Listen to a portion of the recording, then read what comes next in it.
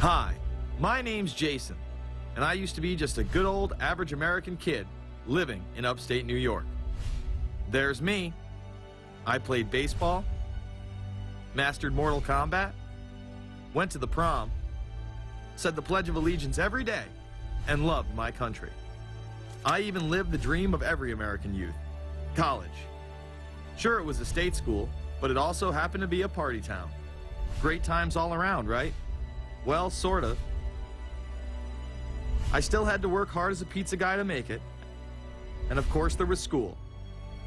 I had to figure out the computer graphics programs I was working with, as well as attend classes I didn't care about. I certainly didn't know much about geopolitics. Then 9/11 happened and everything changed.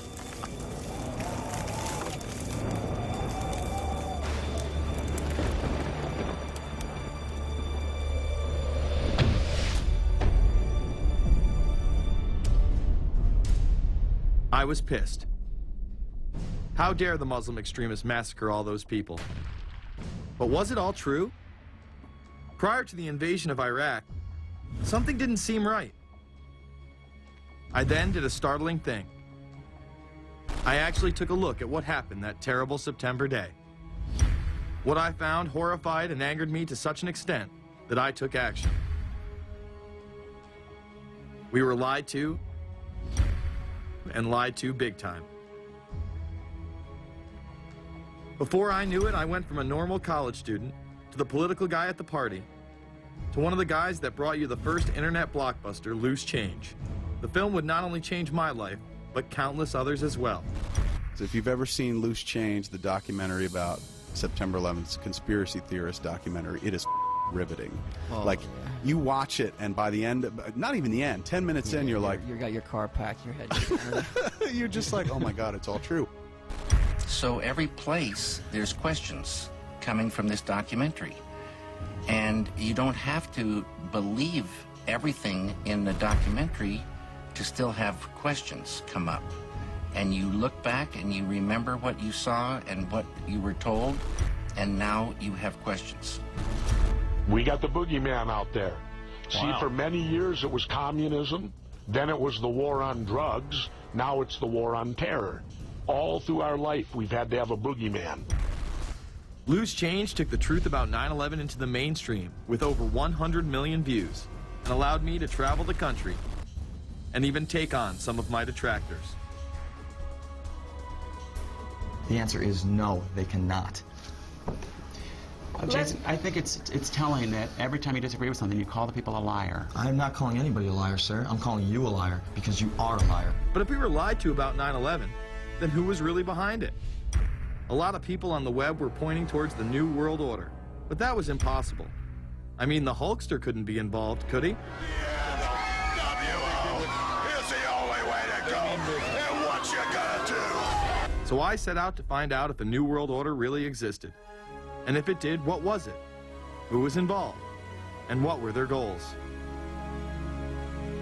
The very word secrecy is repugnant in a free and open society. And we are, as a people, inherently and historically opposed to secret societies, to secret oaths, and to secret proceedings. For we are opposed around the world by a monolithic and ruthless conspiracy. It is a system which has conscripted vast human and material resources into the building of a tightly knit, highly efficient machine. Its preparations are concealed, not published. Its mistakes are buried, not headlined. Its dissenters are silenced, not praised. No expenditure is questioned, no rumor is printed, no secret is revealed. Some cringe when they hear the term New World Order, despite all of these prominent people using it.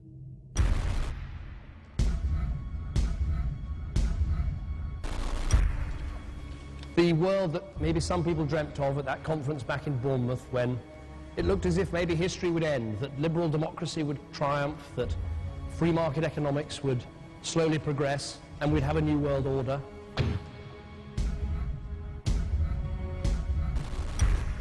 And together they helped to create, were the principal leaders in creating, a new world order and a winning strategy in the Cold War.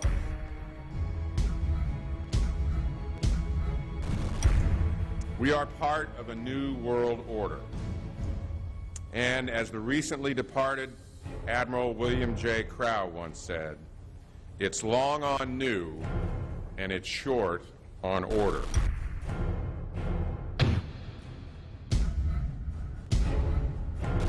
Walter Isaacson wrote a wonderful book about some of the wise men who helped shape the New World Order following the Second World War.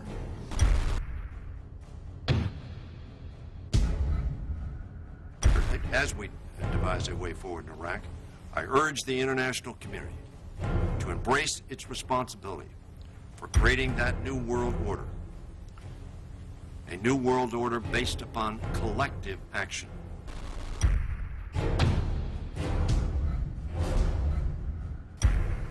The transatlantic partnership was never just the foundation of our security. It was the foundation of our way of life.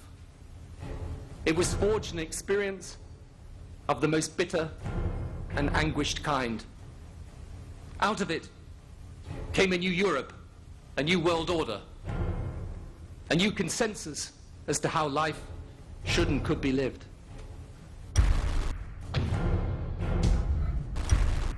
And just like that, it was gone. It was a new world order. That's what President George H. Bush said. Harvard historian Francis Fukuyama pronounced the end of history. In fact, when it is used, that person is often dismissed out of hand because of the perception that it is nothing more than a conspiracy theory. Actually, the idea of global governance and a one world order has been around for centuries, and the term New World Order has been used frequently in recent history. The New World Order means different things to different people, but to those who expect to be in control of it, it means the same thing. It means all the world under their control. They believe that somebody must rule. After all, people are too darn dumb to know how to rule themselves. They figured that that's their role. The first in-depth publication of note was Samuel Zane Batten's work, The New World Order, which was published in 1919. Under the cloak of Christianity, this order speaks of a new world rising and advocates social control over all people and all resources. It promotes a world federation with a world parliament, an international court, and a global police force. Some of its goals are as follows. Community. The danger and loss in crime and degeneracy. The determination to make community life safe, sanitary, wholesome, and moral. Industrial. The disappearance of class distinctions and the solidarity of all interests in the economic process. National.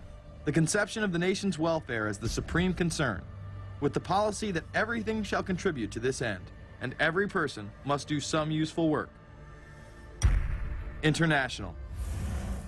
The creation of an international mind, with a world consciousness, and a world patriotism. The destruction of every arbitrary power that can separately and of its single choice disturb the peace of the world.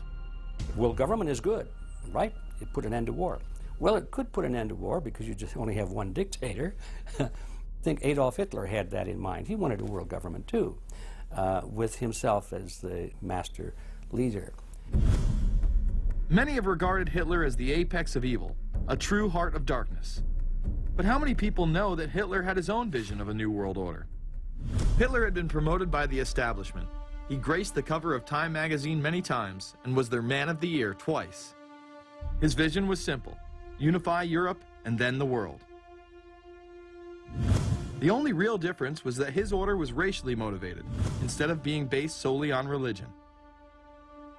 He even wrote a lesser-known follow-up to Mein Kampf in 1928 that many have dubbed My Order, or New World Order. President Roosevelt would condemn this order prior to World War II. Nazi forces openly seek to establish systems of government based on the regimentation of all human beings by a handful of individual rulers who seize power by force. Yes, these men and their hypnotized followers call this a new order. It is not new, and it is not order. The idea of globalization was so prominent in Nazi ideology that the 1936 Berlin Games would be the first time that the Olympic rings would be displayed prominently and promoted in order to glorify the Third Reich. This symbol represents the 5 major regions of the world: Africa, America, Asia, Europe, and Oceania, interlocking and coming together as one. This one world philosophy still defines the Olympic Games today. Australia, hello and welcome. One world, one dream. Hitler's methods of youth corps, concentration camps, eugenics, and military aggression were so visible to the rest of the world, he eventually failed. However, his vision of a new world order lived on. Author H.G. Wells, the man behind The Time Machine and War of the Worlds, would write about a planned world state in which there must be a common faith and law for mankind. In 1939, he would publish a full book on the matter called The New World Order. Wells again has a similar vision, stating that national individualism has to go and that sovereign states must end. He then goes on to write, in the great struggle to evoke westernized world socialism, contemporary governments may vanish. Perhaps his most chilling prediction is that countless people will hate the New World Order, be rendered unhappy by frustration and their passions and ambitions through its advent, and will die protesting against it. Many of them quite gallant and graceful-looking people. Collectivism is that concept where individuals are considered to be discardable, and that the group is more important, and that the ultimate group, of course, is the state. And so it boils down eventually to the fact that the state is the all-important unit of society, and citizens exist only to serve the state. Other men of prominence would also promote a New World Order during the 1960s, including industrialist and former New York Governor Nelson Rockefeller. These are some of the reasons pressing us to lead vigorously towards the true building of a New World Order. Rockefeller would also become vice president under Gerald Ford. Religious leader Pope Paul VI, delegates to international organizations, public officials, gentlemen of the press, teachers and educators, all of you must realize that you have your part to play in the construction of a new world order. As well as former President Richard Nixon. And the hope that each of us has to build a new world order. However, Nixon was largely a mouthpiece for his most dominant advisor, Secretary of State Henry Kissinger. Kissinger may be the most vocal proponent for a new world order of his era. He has called for it time and time again, in policy papers, meetings, and interviews. Time magazine recognized both Nixon and Kissinger as Men of the Year after announcing their New World Order in China. However, they were working on it long before.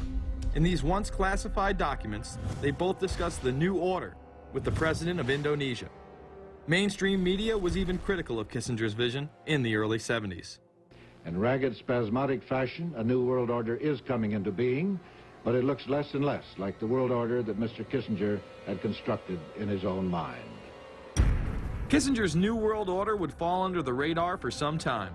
However, it saw a vast revival during the first Bush administration. Here is Brent Scowcroft, former vice chairman of Kissinger Associates and former national security advisor under both Ford and Bush Sr., as he discusses the New World Order. Looking at the subtitle this morning, Are We Ready for the New World Order? Gives me something of the shudders. That phrase, New World Order, I'm afraid I'm partly responsible for resurrecting. To me, what that symbolized was perhaps a fundamental change in the character of our response to national security issues.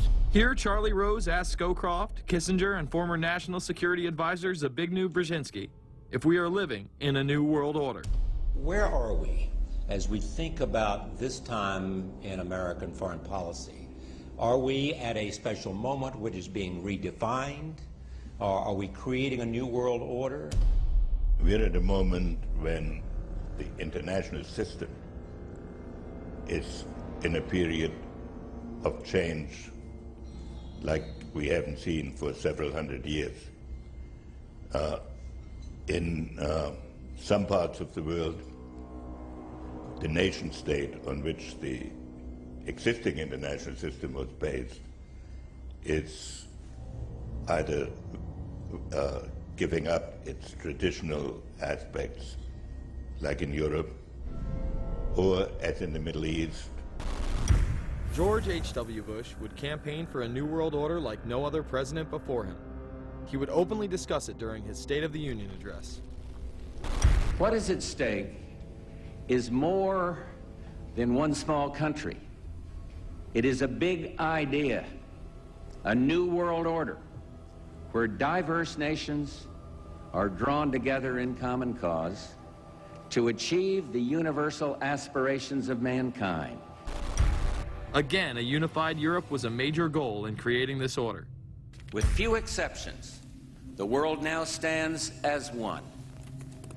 A year and a half ago, in Germany, I said that our goal was a Europe whole and free. Tonight, Germany is united. Europe has become whole and free.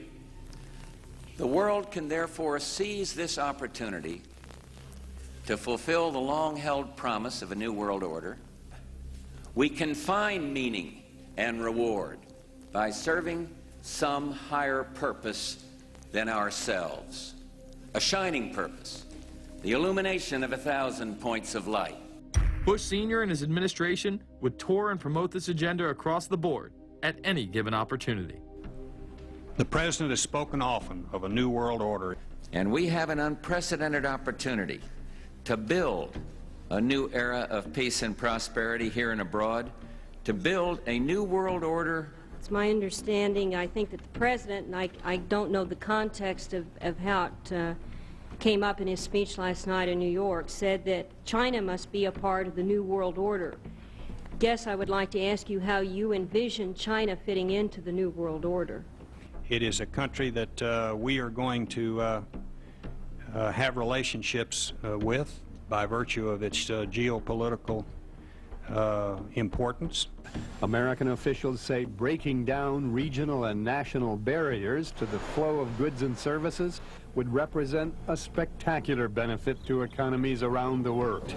We are building a new world order. Bush would actually make a commencement address at Maxwell Air Force Base declaring the birth of this order. And that's why I wanted to speak to you today about the new world taking shape around us, about the prospects for a new world order now within our reach. In the coming weeks, I'll be talking in some detail about the possibility of a new world order emerging after the Cold War. But today, I want to discuss another aspect of that order. You see, as the Cold War drew to an end, we saw the possibilities of a new order in which nations work together. It refers to new ways of working with other nations to deter aggression and to achieve stability. As old threats recede, new threats emerge. The quest for the new world order is in part a challenge to keep the dangers of disorder at bay. We must build on the successes of Desert Storm to give new shape and momentum to this new world order. Only when this transformation is complete will we be able to take full measure of the opportunities presented by this new and evolving world order. The new world order really is a tool for addressing a new world of possibilities. This order gains its mission and shape not just from shared interests, but from shared ideals. After the Gulf War had ended, Bush was so obsessed with the idea of a new world order that he had a series of Glocks imprinted with the term that he would give to members of his administration, including Colin Powell, Brent Scowcroft, Dick Cheney, and General Norman Schwarzkopf. Cheney would even approve policy papers regarding the New World Order. Defense Secretary Dick Cheney has approved a revised draft of a policy document on the New World Order. The Pentagon is backing off a controversial earlier draft and has abandoned a one superpower strategy. The final document puts more emphasis on international alliances and organizations. This would become an unprecedented time period for people all over the globe to discuss at length what the New World Order meant to them. People within the media, Does anybody want to talk about the New World Order? Is there a New World Order out there, or is this a vision that exists in the... He does have his vision, there's no doubt about that. But does that exist in the president's mind, or does it exist out there in reality? This president sees this episode as the first test case, as the first example for the New World Order he is trying to organize. Some people have called it the New World Disorder, and there's a lot of truth to that.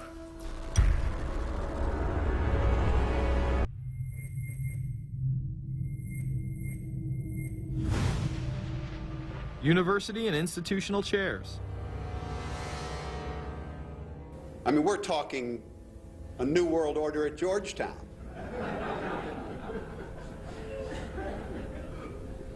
And we'd like to be very much a part of it and continue to live. This is a world that is likely to be dominated in the near future, and perhaps longer, by the Gulf War and the New World Order, which is the buzzword of the moment. So the secret of a New World Order, and at this point it's just a slogan, but it does have some historical background in terms that orders have succeeded each other over time. The secret of this is to learn how to use coalitions. We are effective in the United Nations. People within government. George Bush has invoked a New World Order without enunciating a new American purpose. The president has still failed to articulate clear goals for our nation's foreign policy in this new age. I find the term New World Order very revolting, and just not only historically but politically today. I think Harding is absolutely right, and the actions of the administration just after enunciation of the New World Order put the lie to the fact there is any real substance behind what they say as New World Order. The first act of the New World Order was A, to make war, and then B, was to sell arms all over again. Is there a New World Order? We know certainly that George Bush has copyrighted the term at this point.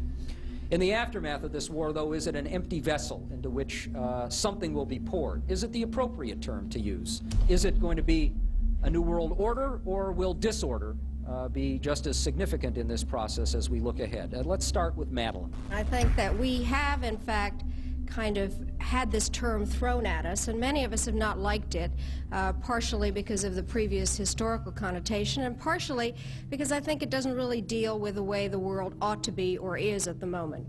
But we are far from seeing a world order, and I'm not sure that it is in best U.S. interest to have a new world order in which we are the policeman.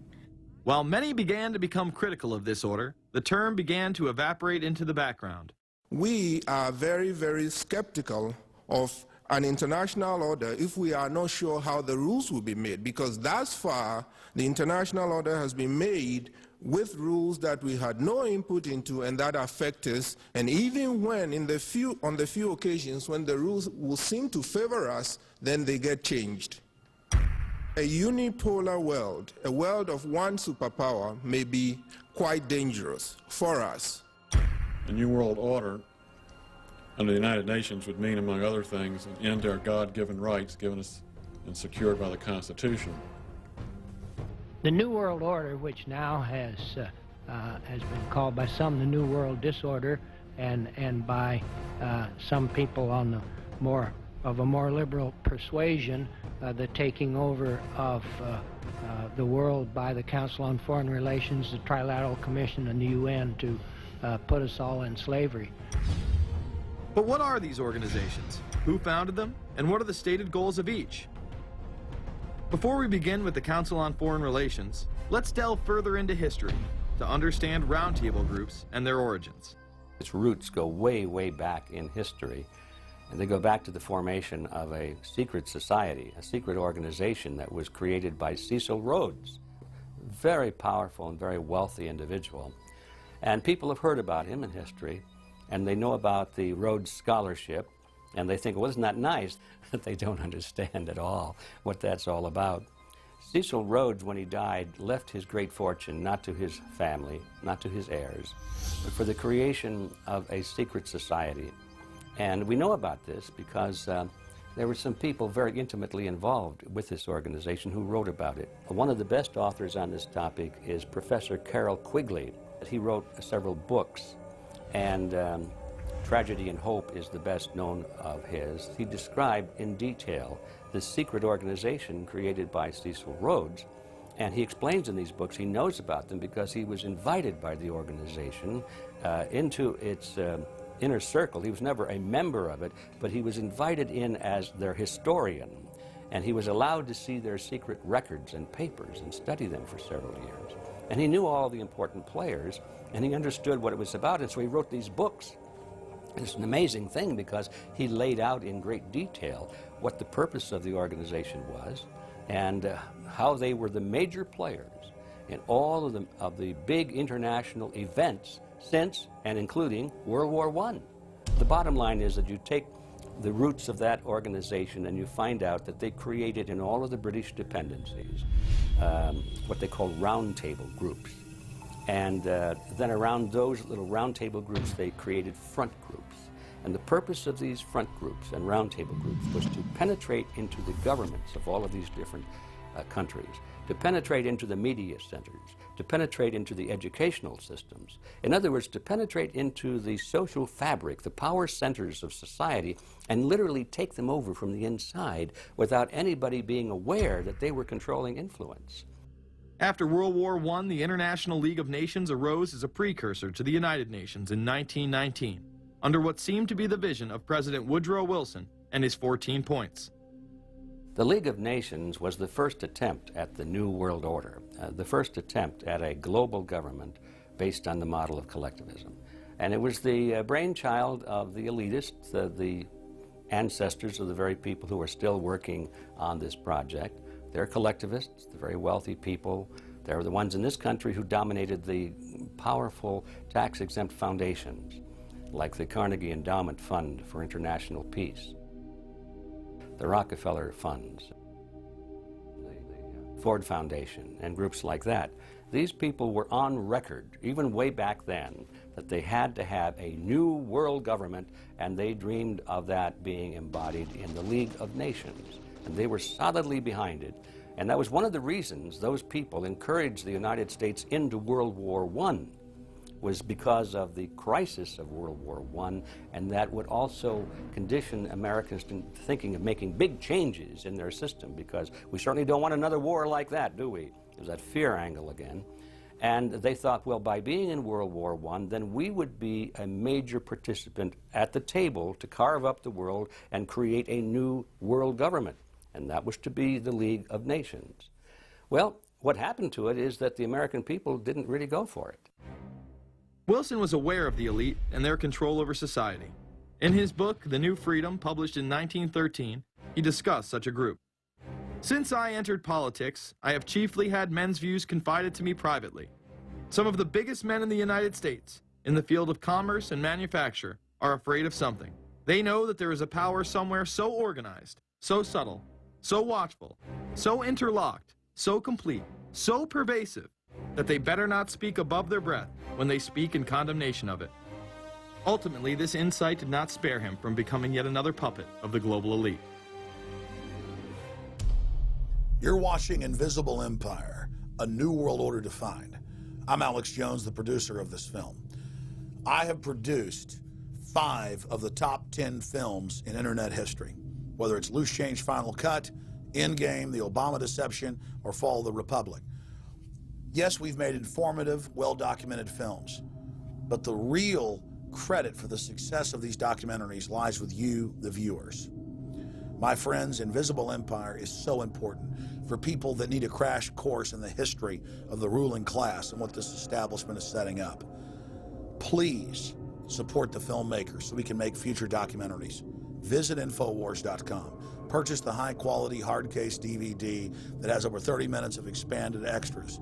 Make copies of that because it's the best quality available. Give it to everyone you know. Have public showings, whether it's the library, a local theater, or your home. Get it out to everyone you know. Get a PrisonPlanet.tv membership. Download all my films in high quality. Burn them to disk and give them to everyone in your community. If we expose the globalist, there's no way they can carry out their hellish plan. The destiny of this film is in your hands. You've made our previous films incredible successes. I'm counting on you now. So again, Infowars.com to get the DVD, or call toll-free 888-253-3139, or see them all in incredible high quality at PrisonPlanet.tv. The ball is in your court. PrisonPlanet.tv is a better tool than ever in the info war. Over 6 years of my radio and TV shows, all my films in super high quality, my book, Paul Watson's book, all there, 15 cents a day. Your support of PrisonPlanet.tv empowers the resistance to unlock minds worldwide. In all of the British dependencies, these organizations, the front groups, were called the Royal Institute for International Affairs. In the United States, they chose a different name. They chose the Council on Foreign Relations, but it held exactly the same relationship to this inner society of Cecil Rhodes. Among the charter members were W. Averill Harriman of Union Banking, then President of the United States Woodrow Wilson's main advisor, Colonel Edward Mendell House, John D. Rockefeller, the founder of Standard Oil, banking mogul J.P. Morgan, and prominent bankster Paul Warburg. Well, the Council on Foreign Relations exists today. It's probably the most powerful single organization in America. Many observers, including myself, believe that it is the hidden government of the United States. These people are not elected to office, and most Americans don't even know who they are. But they are holding all of the important positions in society. There are only about 4,000 of them in the United States, but I don't care what organization you want to look at, whether it's government, or whether it's the universities, or the large media centers, or whatever it is. You look at the people at the tops of those organizations, the owners, the managers, the CEOs, the board of directors, and I'm going to say probably 80 to 90% of the great power centers of America are dominated by just those 4,000 people who are members of the Council on Foreign Relations.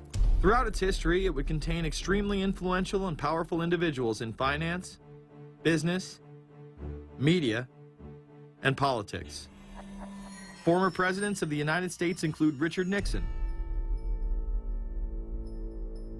Gerald Ford, Jimmy Carter, and William Jefferson Clinton. Currently, Barack Obama claims not to be a member, but has spoken in front of the Council and has had his writings published in the Council's magazine, Foreign Affairs. It's been reported that you and your wife are in the globalist CFR, which is the Council on Foreign Relations. I'd like to know if that is true. Well, first of all, I'm not the Council on Foreign Relations. I don't know if I'm a official member. I've spoken there before. It basically is just a forum where a bunch of people talk about foreign policy, and so there's nothing. There's no official membership. I don't have a card or, you know, a special handshake or anything like that. Now, why is that important? It's important because the avowed purpose of the Council on Foreign Relations is to create a new world order, a global government based on the model of collectivism. And that includes the elimination of the United States as a sovereign nation. That's why it's important. The people running this country are determined to destroy it. The Council was heavily criticized during the 1980s for being an organization hell-bent on destroying national sovereignty in favor of a world government. So many of its members hid their association with the organization. Dick Cheney had this to say in response to a question by David Rockefeller, who became the CFR's youngest director in 1949 and was chairman of the board from 1970 to 1985. He remains an honorary chairman to this day. It's good to be back at the Council on Foreign Relations. As Pete mentioned, I've been a member for a long time and was actually a director for some period of time. I never mentioned that when I was campaigning for re-election back home in Wyoming. Now, you are the president of the Council on Foreign Relations, all right? Yes, sir. You guys toy with countries of the world like toys, don't you? You're like the Illuminati, you're the Masons, you control everything, don't you? That's the rap on you guys. What's so interesting now, though, is who's on the chessboard. It's the toys, if you will, are a lot more than states. Notice that Mr. Haas does not deny that the CFR has massive control over the geopolitical arena, and instead tries to focus on the separate entities outside of nation-states. Current Secretary of State Hillary Clinton also reveals the importance of the CFR here. But it's good to have an outpost of the council right here down the street from the State Department. We get a lot of advice from the council, so this will mean I won't have as far to go to be told what we should be doing and how we should think about the future.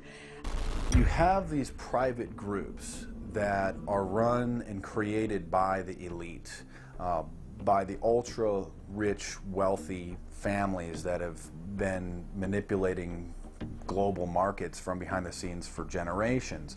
They create these private groups that then feed information to the government, to senators, to congressmen, their recommendations, their policy papers, what they think should happen. And it's fascinating because if you actually read what it is that they're doing, the recommendations that they make, they're very able to get them put in place.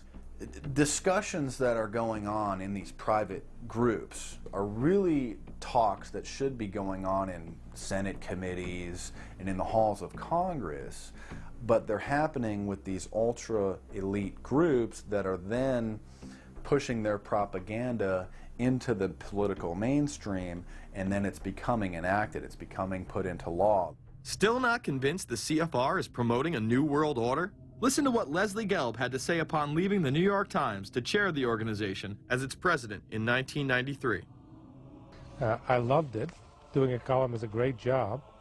I'm going to an equally great but different job, and in a way a job that caps everything I've been doing in my life, in government and academia and in journalism. I think that's what the Council on Foreign Relations will allow me to do. Well, you know, for example, you had me and 3 or 4 other folks on this show a few months ago to talk about the New World Order, right? Exactly. Right? Bob I talk Hormats about it, and you, exactly. right. I talk about it all the time. New World Order wants a global system where one small central authority of individuals can then dictate a policy that's going to be distributed down to the rest of the world, everywhere, in the smallest little town in the middle of nowhere in some remote country. I now think it's safe to say that the Council is extremely influential on the world stage and openly promote global governance. The Council and the globalists were able to take this agenda to the next level following World War II. The United Nations was born out of the ashes of this conflict. Unlike the League of Nations, the United States not only joined this organization, they championed it. First book I wrote was The Fearful Master, a second look at the United Nations. It was written at a time when it was not popular to be critical of the UN. I mean, the United Nations was viewed by almost everybody as our last best hope for peace. It was a means, we were told, to bring humanity together and put an end to war and live in peace and harmony and promote trade and all of these good things. I wish it were any of those things, but it's not. The original charter for the United Nations was drafted in San Francisco in 1945, and the United States became a permanent member of the Security Council, along with France, the United Kingdom, the Soviet Union, and the Republic of China. The process by which other nations' belief systems could be used to erode and eviscerate our Constitution and Bill of Rights had taken a giant leap forward. The United Nations is one of the most well-known sort of globalization attempts. Its primary goal is to streamline all the governments of the world, to create a global council and to unify all the rules and all the regulations for the world. So it's essentially the precursor and an engine of this new world order. The United Nations is made up of all of the countries of the world, most of which are dictatorships of one kind or another. And you don't take a bunch of dictatorships and put them into a bag and shake it up and come out with a freedom-loving governmental unit. You come out with a global dictatorship. This was the public face of global governance. However, many other organizations have been birthed since. Even more suspect is a private group called the Trilateral Commission. David Rockefeller and Henry Kissinger are among its some 300 influential members. The Trilateral Commission, rich in powerful business and political leaders from Japan, Europe, and North America. The New York-based policy group was formed in 1973 by Chase Manhattan Bank Chairman David Rockefeller. In addition to Rockefeller, there are many other noted American members. Among them, economist Alan Greenspan, former Defense Secretary Harold Brown. George Bush was once a member, but resigned last year before his unsuccessful presidential campaign. Back then, it wasn't politically wise to be aligned with what his party's right wing considered a shadow world government. The United Nations would take over America. The Trilateral Commission would control the world. Just look at its membership, they say. Current and former members include Presidents Clinton, Bush, and Carter. Names like Brzezinski, Christopher, Kissinger, and Schultz. And top executives of ITT, Xerox, Exxon, and Nations Bank. Although this group with only 300 members seems to be at the apex of the power structure, there is yet another group formed in 1954 that is even smaller in number and has a greater influence on world events. Meet the Bilderberg Group. This elite group meet annually around the globe. There is a core group of members who have attended every year for decades, such as David Rockefeller, Henry Kissinger, and Queen Beatrix of the Netherlands. These members invite others who are politically and socially relevant at the time. Each year, around 140 people are in attendance. Real quick, I asked Hillary this question.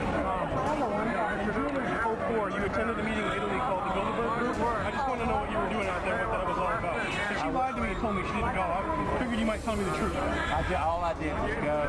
They had a Republican and a Democrat. Republican was... I gave like a 20-minute talk on the presidential election. Did it have anything to do with being John Kerry's running mate? Did you talk about that at all? No, because I wasn't his running mate. Okay. I happened to be in Europe then on my way to Russia. I was invited to go to Bilderberg by Vernon Jordan, a friend of mine and a genuine hero of the civil rights movement. And to the best of my knowledge, NAFTA was not discussed by anybody in my presence.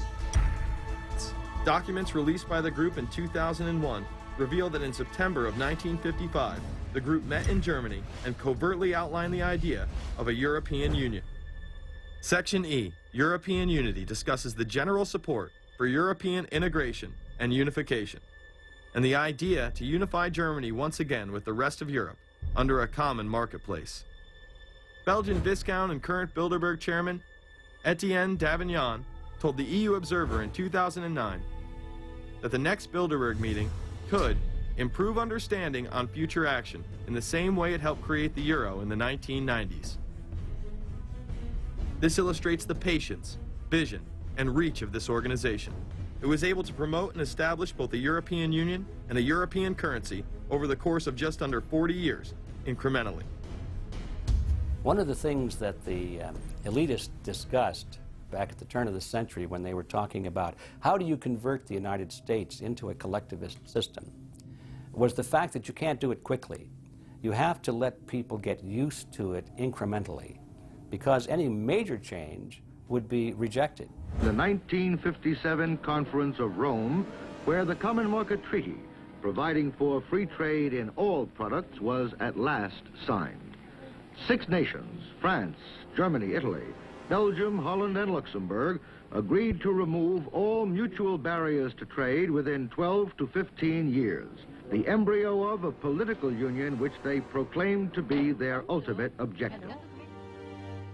In that fashion, it's possible for people to get used to this process and even to think it's a good thing. People will accept the gradual growth of government, the gradual loss of their purchasing power. They'll accept almost anything if it's done gradually, and we have to be very alert to that.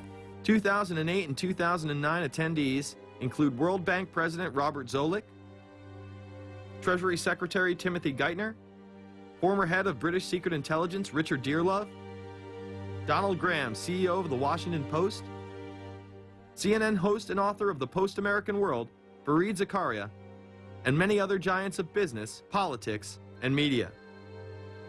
You just came back from meeting with the Bilderberg Group. The Bilderberg Group are, you know, when people who are conspiracy theory people, they send me mail, it's usually about the Bilderberg Group. And I get these books on my front door, which I'm uncomfortable with. And it's all about the Bilderberg, like they're the modern day Illuminati. Are you a member of the Bilderberg Group? I don't think we're supposed to talk about this. Many have identified them as the kingmakers, the puppet masters that pull the strings behind the scenes. Perhaps there is no better example of this than what occurred during the 2008 conference. Immediately after Obama had been selected as the Democratic presidential nominee, the pressure was on to choose a running mate. We've put together a committee. We are going to be equally deliberative in how we move forward. And we're not going to do it in the press, and we're not going to do it through surrogates. He then tricked the press corps into staying on the plane as it took off from Washington. He was whisked away to an undisclosed location. Obama was supposed to fly home. He'd been here in Virginia. He was supposed to fly home out of Dulles, as you know, outside Washington, D.C. The press corps was waiting for him on the plane, and the pilot announced that they were leaving, and Barack Obama was not on the plane. Presumptive nominees in the past has always been that they have at least a press pool with them at all times. Is there a reason why we didn't go with him in the motorcade all the way? This is what we're out here for, and now we're on this plane with no candidate. Again, you know, look, I understand. There was a desire to do these meetings, obviously, in private. The press then began to report that Obama and Hillary were meeting secretly in her home. Well, we continue to follow our breaking news. Barack Obama, Hillary Clinton meeting tonight at her house in Washington, D.C. However, it was later revealed that they never actually met at Clinton's home. And we're following this breaking story. Candy Crowley, we understand, has new information. Candy, what have you learned?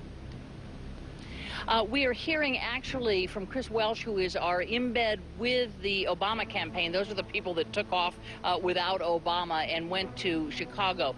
The spokesman there is in fact confirming that the meeting did take place. They're talking in past tense now, but saying that the meeting did not take place at the Clintons' house. It took place at this point at some place, I don't know where, some undisclosed place in Washington, D.C., not at Hillary Clinton's house. Remember, Gibbs mentioned that Obama had a desire to have several meetings, not just one. Is there more than one meeting? Is there more than one person with whom you... I'm not going to get into all the details of the meetings. I don't know that I've got a ton more different answers for all of your questions. The truth of the matter is that Bilderberg just happened to be in the neighborhood at the time. They were holding their annual meeting just down the road in Chantilly, Virginia. What are the chances? What's interesting and dangerous about the New World Order is that it's not a natural progressing idea. It's just not civilization naturally evolving and organizing into this system. It's the group of extremely powerful people that are manipulating the system to get it to this status from behind the scenes without anybody's knowledge. You have to ask yourself, if there isn't an agenda going on to keep those organizations quiet and to keep them out of the news, to keep the discussions about them behind closed doors, then why is it that these supposed experts on the left and on the right never talk about them? This has been a condensed history of the globalist organizations and their rise to power. But is there a reason they meet behind closed doors? A shadow world government has been mentioned, but to truly understand what that means, let's go back to this iconic warning from President Dwight D. Eisenhower. Progress toward these noble goals is persistently threatened by the conflict now engulfing the world. It commands our whole attention, absorbs our very beings. We face a hostile ideology, global in scope, atheistic in character, ruthless in purpose, and insidious in method.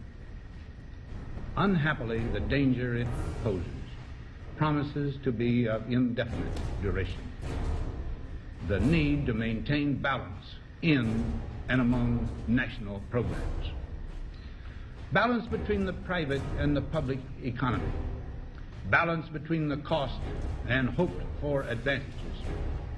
Balance between the clearly necessary and the comfortably desirable. We have been compelled to create a permanent armaments industry of vast proportions. We annually spend on military security alone more than the net income of all United States corporations. The total influence, economic, political, even spiritual, is felt in every city, every state house, every office of the federal government. Yet we must not fail to comprehend its grave implications. Our toil, resources, and livelihood are all involved. So is the very structure of our society. In the councils of government, we must guard against the acquisition of unwarranted influence, whether sought or unsought, by the military-industrial complex. The potential for the disastrous rise of misplaced power exists and will persist. America went into a major mobilization, revived its defense industries, and we saw the civilian economy of America more and more skewed through the 50s. Already in Eisenhower's time, he could see it coming, that you were getting a larger and larger defense military component of the economy, which, unlike the rest of the economy, was very, very centrally organized about lobbying for more and more new weapons. It was the political skills of this military-industrial complex, which I think Eisenhower was really warning us about, and rightly. There is a military-industrial complex. Today, we see a situation where the civilian economy is really in tatters, and most of our civilian production has gone overseas to third world countries. What do we export? Our biggest export practically is garbage, but apart from garbage, we export military equipment. We have a special act which subsidizes, makes it possible for countries abroad to buy our armaments because it's too expensive to produce them for one country only.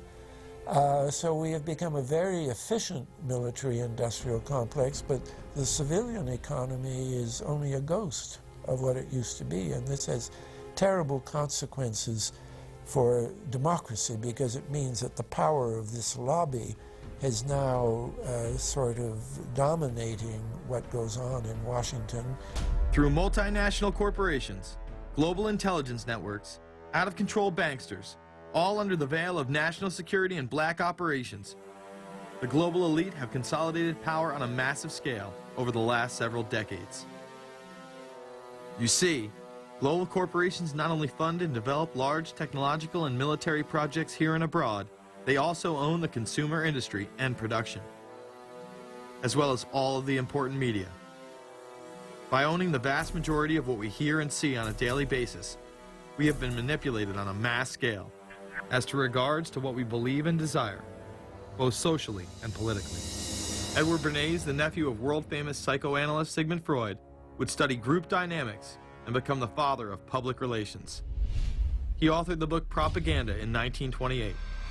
In it, he described how to intelligently and consciously manipulate the habits and opinions of the masses within a democratic society. He went on to state that those who harness this unseen mechanism of society constitute an invisible government and are the true ruling power. It is they who pull the wires which control the public mind, who harness old social forces and contrive new ways to bind and guide the world. The average American is distracted, mindless, worried about minuscule things, celebrities, as if it was their own family members. And this is by design, because the powers that be, who own the media, know how our brains work. They know scientifically how the human mind functions. They know about sociology, and they are using the media, and have used the media for decades now, to entertain people with issues that don't really matter.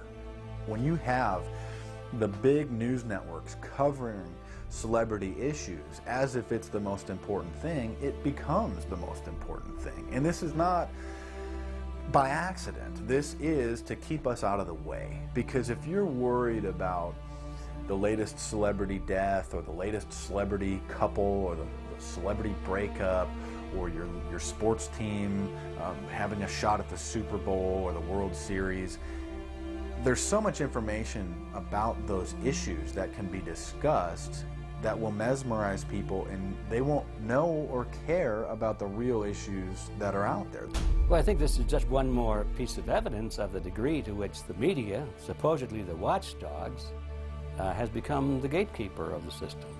Mainstream media are, first of all, nearly all of them corporations, nearly all of them now publicly held, part of the whole Wall Street financial system that they're supposed to report about objectively, but they can't. They, right now, in October of 2009, they are celebrating the recovery of the biggest banks in New York and saying that the recession is over. Of course, there are a few problems, like foreclosures are going on, unemployment is rising. All of this is affecting the American people, but it's not affecting the financial elite who also control the media. Bernays successfully identified the invisible empire which controlled the minds of men. So as the populace is mesmerized and hypnotized by powerful behind-the-scenes forces, as they are distracted by the latest celebrity scandal, the newest cell phone, and their favorite sports team, this network disguises itself, remaining in the shadows. Despite the elite utilizing Bernays' methods, in conjunction with the military-industrial complex they had erected, a modern arm of this organization was exposed in what came to be known as the Iran-Contra scandal. Essentially, black operations were not only caught dealing arms illegally and supporting South American dictators, but also smuggling drugs into the United States. Iran-Contra was really the merging of two different programs. The first one was support for the Contras, who were, let's face it, a force of terrorists in Nicaragua trying to overthrow the Sandinista government. They were being secretly supported by the CIA, and at the bottom of the whole thing was drugs. Iran-Contra was openly exposed by massive network coverage. How was it that in 3 years, a network Washington set up to run arms to the Contras wound up running cocaine into this country for the most vicious drug cartel in the world? At the same time, we were supposed to be fighting a war against drugs. But by the same token, I also smuggled my share of weapons in exchange for those illegal substances, with the full knowledge and assistance of both the DEA and CIA. Betzner says that in 1983, he flew weapons from Florida to El Salvador and drugs from Colombia to the Bahamas on the way back. In 1984, he says, he flew twice from Florida to Costa Rica and back. We could bring back our own cargo, and they would arrange it, or we could bring back their cargo without ever having to worry about interception, arrest, anything like this, that everything was taken care of. What kind of cargo were you talking about? Drugs. Tolliver says he had 2 meetings with this man, CIA veteran Rafael Quintero. Then in March of 1986, he says he flew 14 tons of weapons down to Honduras, to this Contra resupply base set up by the CIA. We take off from Tegucigalpa, Honduras, and we leave. To? South Florida. Where in South Florida? We landed at Homestead. Homestead? Air Force Base. This is the plane Tolliver says he used. The plane traces to a company that had a State Department contract to fly humanitarian supplies to the Contras. In addition to that, 3 dozen sources confirm the basic scheme. We can now report that long before that operation began, there was another operation to provide guns for the Contras, which was also against the law. In this operation, Americans and Israelis provided arms to the Contras, and then the same network smuggled drugs into the United States. The operation was launched in spring of 1983 at Washington's request, with at least $20 million of Israeli government money later reimbursed, we're told, from U.S. Covert Operations Fund. For about 5 years, people were flying arms into Iran, and most of them came from Israel. The Israelis purchased the weapons from Poland and Czechoslovakia and began shipping them secretly from Yugoslavia to Bolivia and then to Panama. The Israeli liaison man there, this man, Michael Harari, until recently a close aide to Panama's strongman, General Manuel Noriega. You'd bring the ship into Colombia, you would load drugs aboard it, and you would bring those drugs back to Panama with you. But bringing that stuff into the United States, that was something else. I've never been so thoroughly disgusted with myself in my life. This network would also be involved in the October surprise.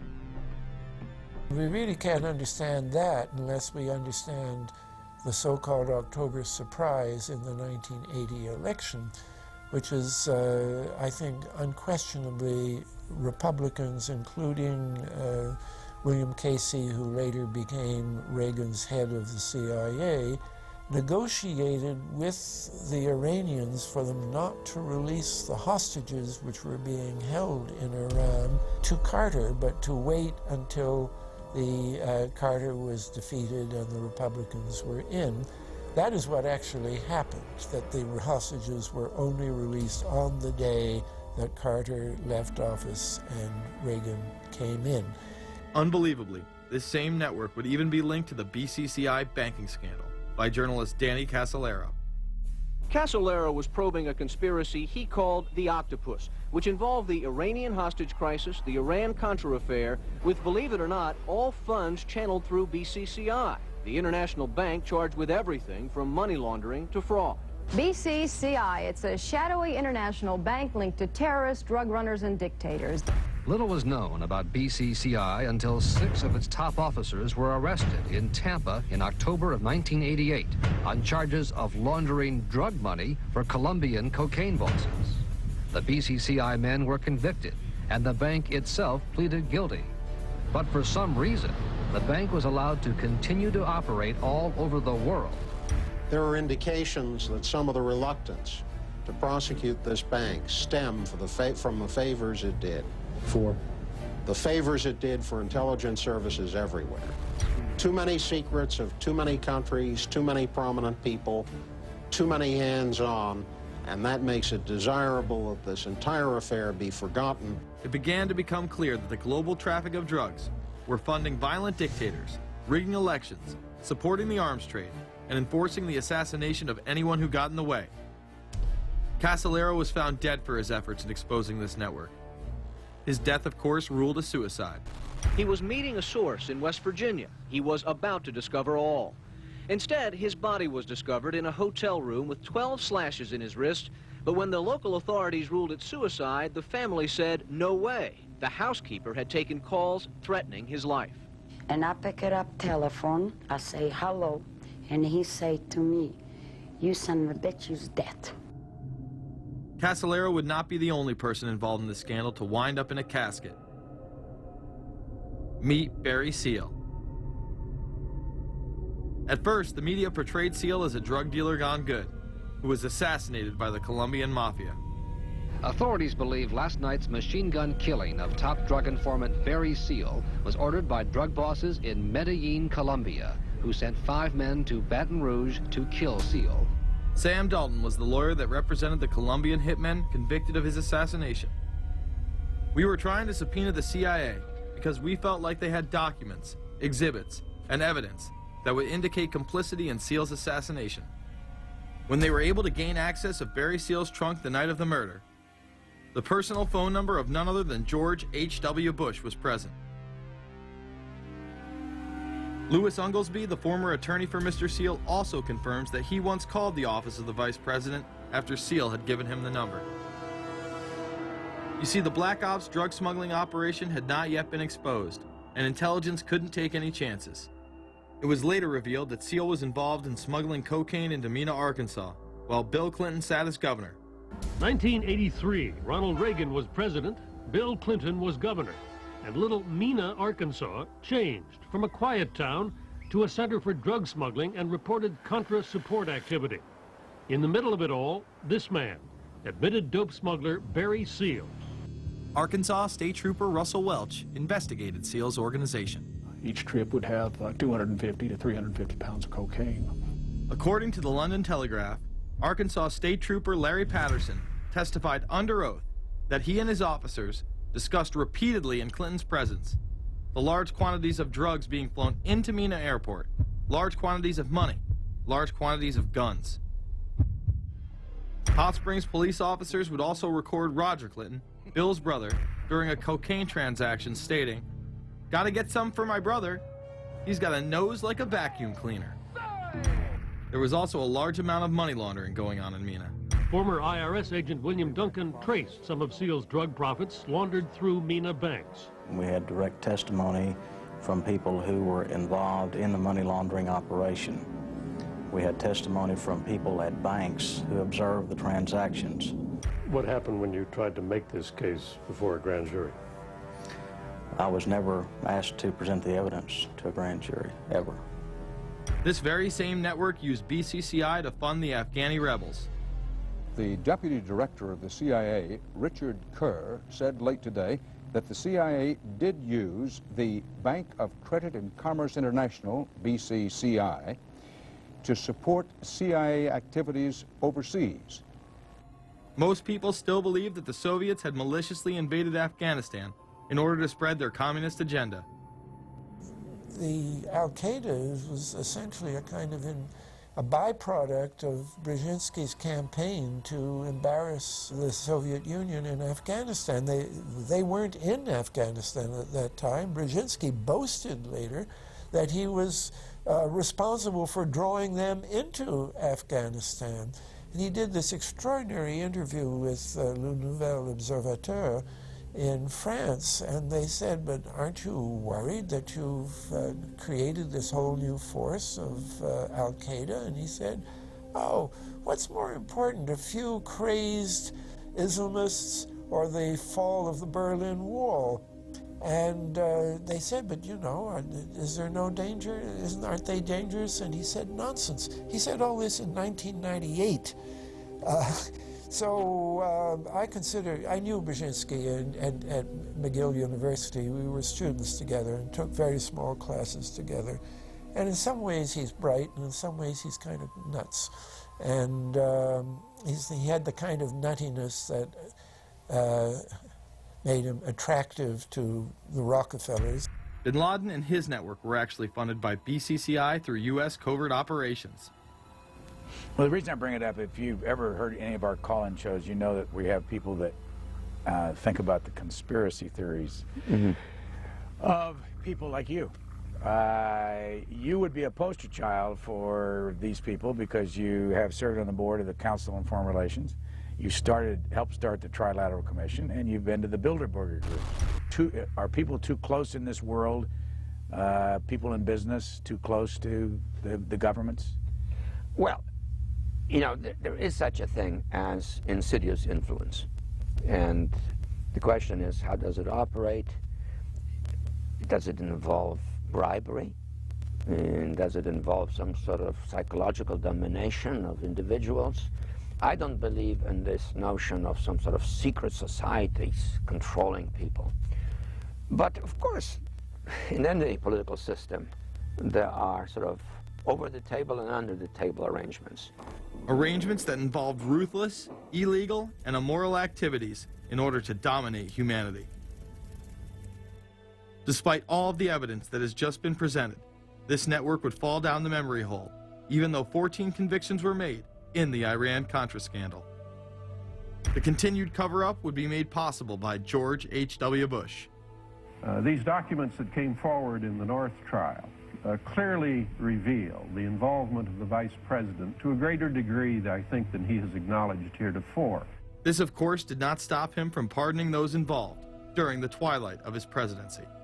Some new reverberations today to President Bush's Christmas Eve surprise, the pardoning of former Defense Secretary Caspar Weinberger and several others in connection with the Iran-Contra allegations.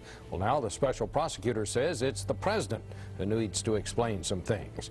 The real issue is why the notes weren't produced 5 years ago when the congressional investigation and the independent counsel's investigation had requested them.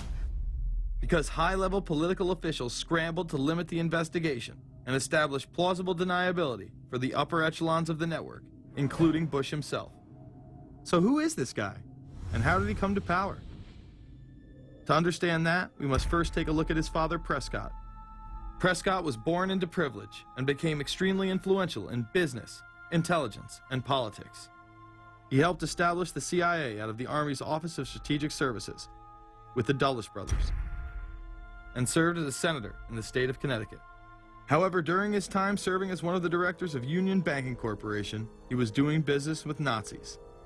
The Bushes have been sort of at the heart of the military-industrial complex since its very beginning, and that Prescott was involved in a firm that actually fronted for Nazi firms in America.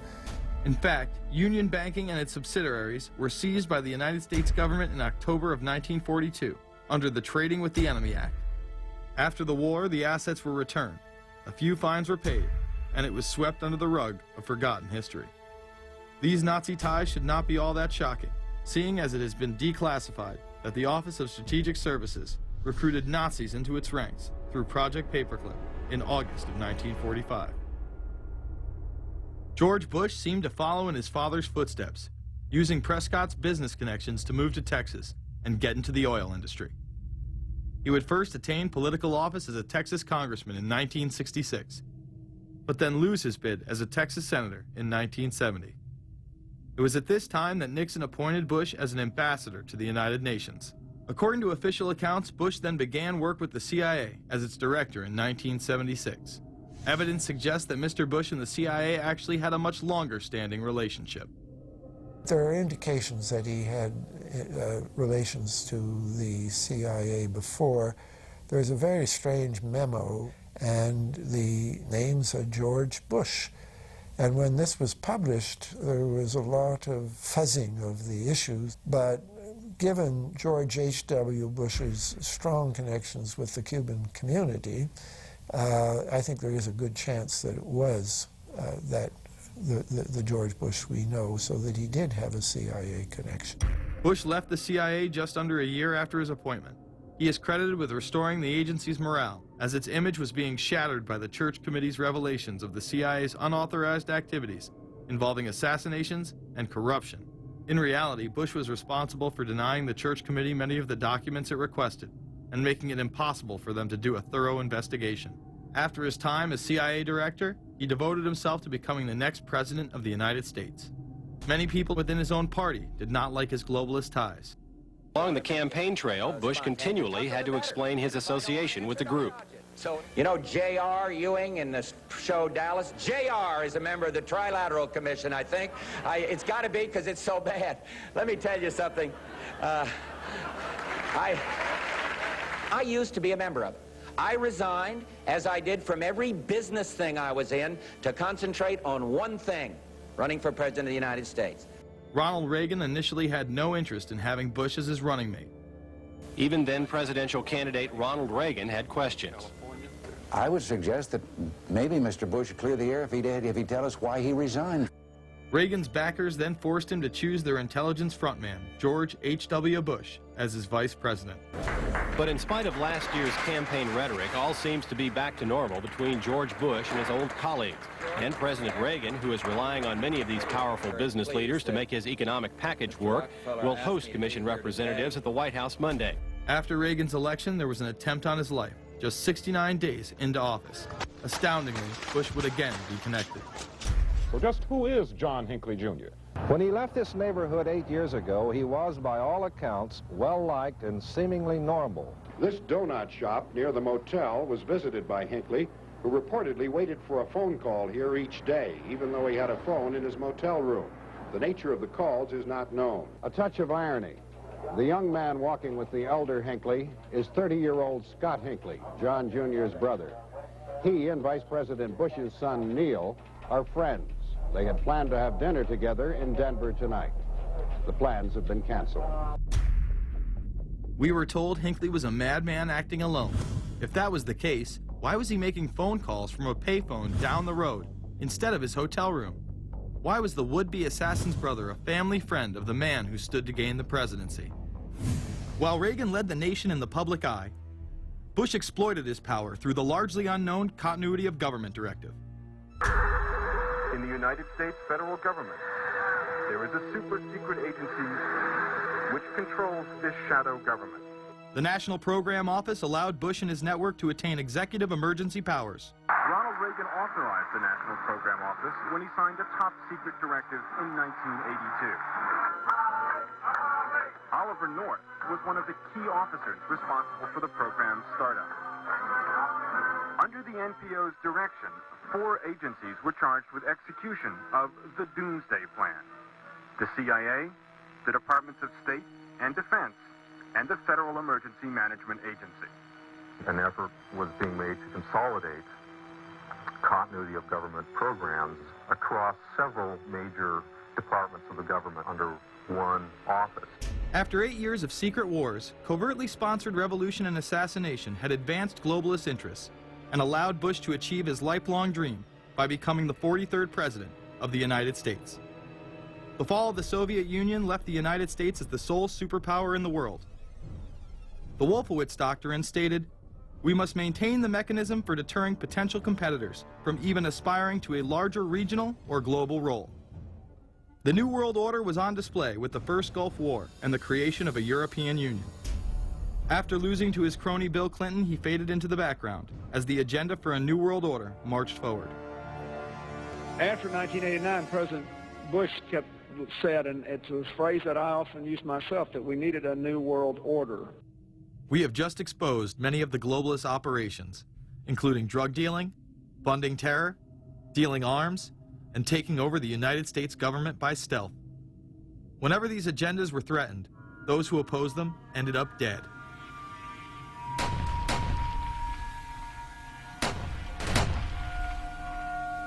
We've got some difficult days ahead, but it really doesn't matter with me now, because I've been to the mountaintop.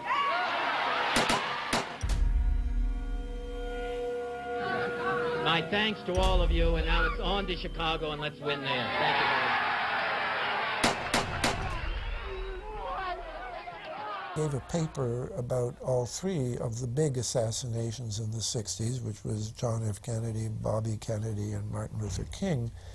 And there are certain common denominators. I call these events deep events. We've become accustomed to the idea that every now and then something is going to happen, and we just know from the beginning we're not going to get to the bottom of it. And the more they happen, the more reconciled we've become to this state of affairs. In 1978, the House Select Committee on Assassinations could not ignore there was a conspiracy in regards to the assassination of John F. Kennedy and Martin Luther King Jr. Good evening. A congressional committee has concluded that President John Kennedy and civil rights leader Martin Luther King Jr., both of them, were probably killed as the result of conspiracies. The House Assassinations Committee wound up its 2-year study by recommending that the Justice Department look into both cases. In the assassination of Dr. Martin Luther King, the committee concluded the likelihood of conspiracy. The committee's summary of findings says President Kennedy was probably assassinated as a result of a conspiracy, that its evidence establishes a high probability that 2 gunmen fired at the motorcade. The committee concluded that President Kennedy did not receive adequate Secret Service protection in Dallas, that the CIA was deficient in sharing information before and after, that the Justice Department and Warren Commission failed to pursue possible conspiracies and made their conclusions too definite. There seems to be no debate that the CIA and Secret Service were involved in the assassination, as you can clearly see 2 Secret Service agents being taken away from their positions at the back of Kennedy's vehicle just moments before the assassination.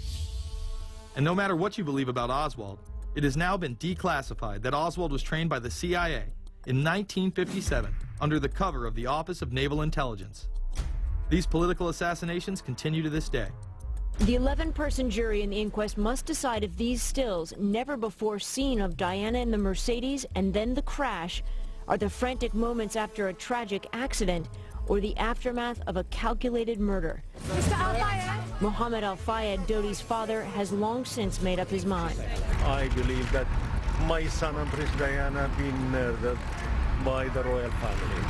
He claims Diana was pregnant and about to announce her engagement to his son, an embarrassment so great, he says, that Prince Philip commissioned British Secret Service to kill the couple.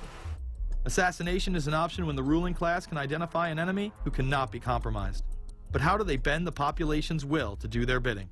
Well, a false flag operation is one in which the attacker carries the flag of someone else. It's usually a military operation, and the purpose, of course, is to create the impression that the attacker is someone else. They want to create negative public opinion against the nation whose flag was being used. Or they may even not use a flag at all. This sort of thing is done all the time, and it's certainly not unique in history. I think we've been seeing a lot of it lately.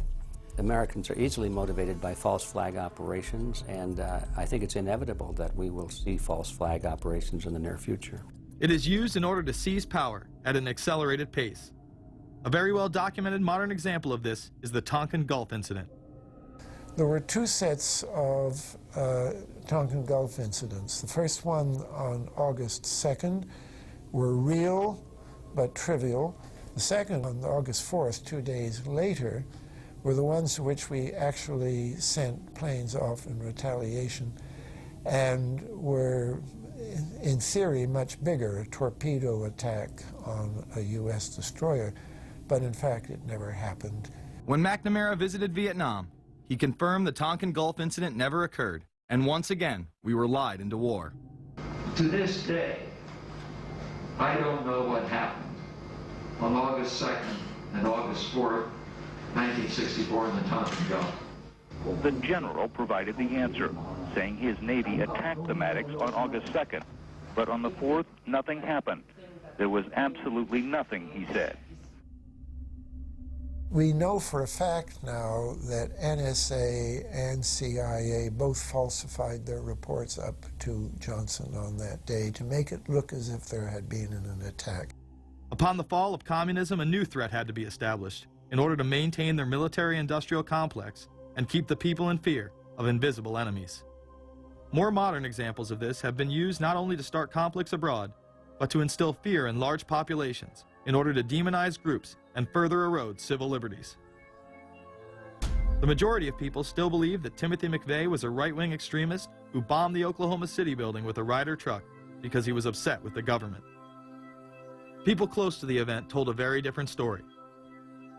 A local congressman believes that convicted bomber Timothy McVeigh and his accused co-conspirator Terry Nichols are not the only ones involved. The Oklahoma State Representative Charles Key produced a videotape featuring witnesses who claim to have seen Timothy McVeigh with another man the morning of the bombing. He was wearing a ball cap. Timothy McVeigh had his on backwards, which just like this.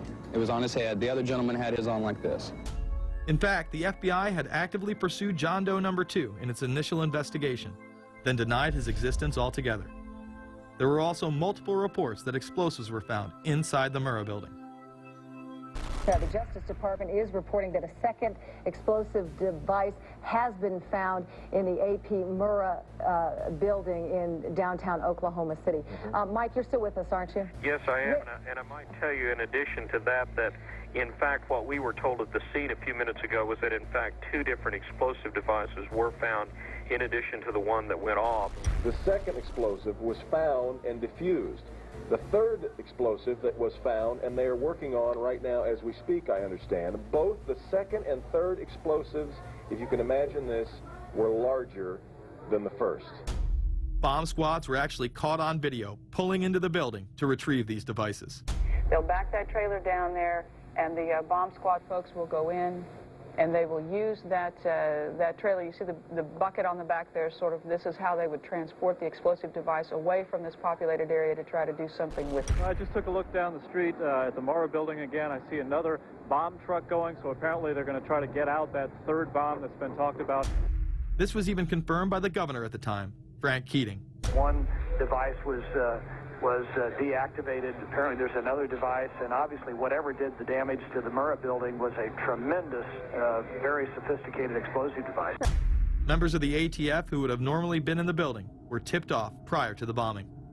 He saw what appeared to be a police bomb squad truck near the Murrah building 2 hours before the blast.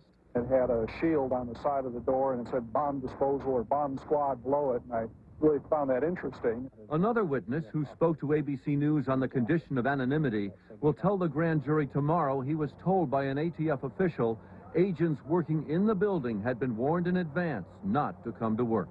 He just came out and told me that the ATF wasn't in the building that day. They'd been tipped by their pagers not to come to work, which I was flabbergasted. McVeigh would even claim in a letter written to his sister, which was published by the New York Times, that he was actually recruited for black operations, which included smuggling drugs into the United States, as well as assassinations. One may brush this off as the ravings of a madman. However, McVeigh was filmed at the Camp Grafton military facility in North Dakota on August 3, 1993. McVeigh's official records state that he was discharged over a year prior from the Army Reserve in May of 1992. Perhaps even more interesting is that Camp Grafton was specializing in training troops in explosives and demolitions at the time. When all was said and done, the security tapes reported to have captured the entire thing on video were rounded up and classified. In 2009, they were finally released, and magically none of them caught the bombing. The excuse being they were all having their tapes changed at that exact moment. This event would be labeled domestic extremism, which was used to demonize critics of world government, militias, and create fear within the populace. Muslim extremism seemed to show its ugly face in then unprecedented fashion on February 26, 1993. A truck bomb had gone off in the parking area of the World Trade Center. Luckily, the bombers failed to follow instructions and parked the truck carrying the explosives against the main support column. What is not discussed, however, is the bomb was actually built by an FBI informant under the supervision of the FBI. Ahmed Salam, a former Egyptian army officer who had been doing undercover work for the FBI, was the man who actually built the bomb. When he was told that he would have to use real bomb-making material instead of harmless substitutes, he became suspicious and began taping his conversations with FBI officials. Last winter, the FBI was praised for its speed in cracking the case of the World Trade Center bombing and bringing 4 suspects to trial. Now, there is some evidence that the FBI may have known of the plot in advance through an informant and might even have stopped the bombing that killed 6 people. Notice the media emphasizes that they might have been able to stop it. They then gloss over the fact that the bomb was built by their agent under FBI supervision in conjunction with the district attorney. FBI agents might have been able to prevent last February's deadly explosion at New York's World Trade Center. They discussed secretly substituting harmless powder for the explosives, but they didn't, according to the FBI's own informant, Imad Salem. Unbeknownst to the FBI at the time, Salem recorded many of his conversations with his handlers. The actual recording where Salam discusses this with his FBI handler, John Antisev, was released years after the trial. You got paid regularly for good information. I mean, the expenses were a little bit out of the ordinary, and it was really questioned. Don't tell Nancy I told you this. Well, I have to tell her, of course. Well, then if you have to, you have to. Yeah, because, I mean, the lady was being honest, and I was being honest, and everything was submitted with a receipt. Yeah. And now it's questionable. It's not questionable. It's like a little out of ordinary. Okay. You know. All right.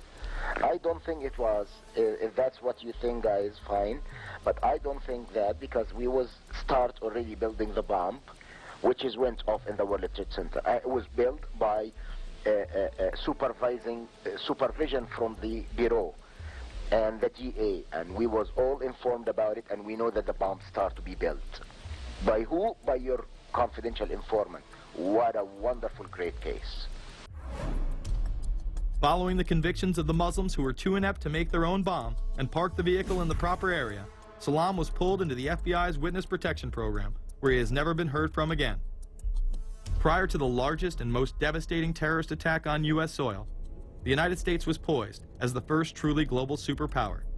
Brzezinski would muse in 1997 that geostrategic success would represent a fitting legacy of America's role as the first, only, and last truly global superpower, and that the only way to mobilize Americans was a truly massive and widely perceived direct external threat.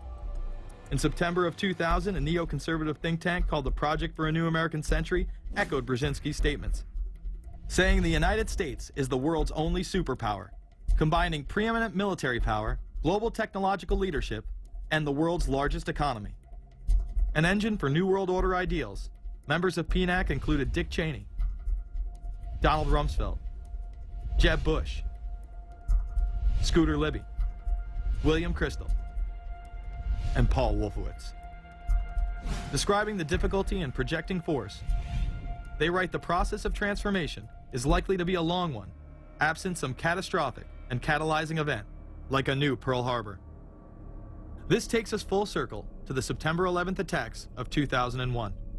In my previous film, Fabled Enemies, I expose in great detail the Saudi Arabian, Pakistani, and Israeli connections in conjunction with this international intelligence operation.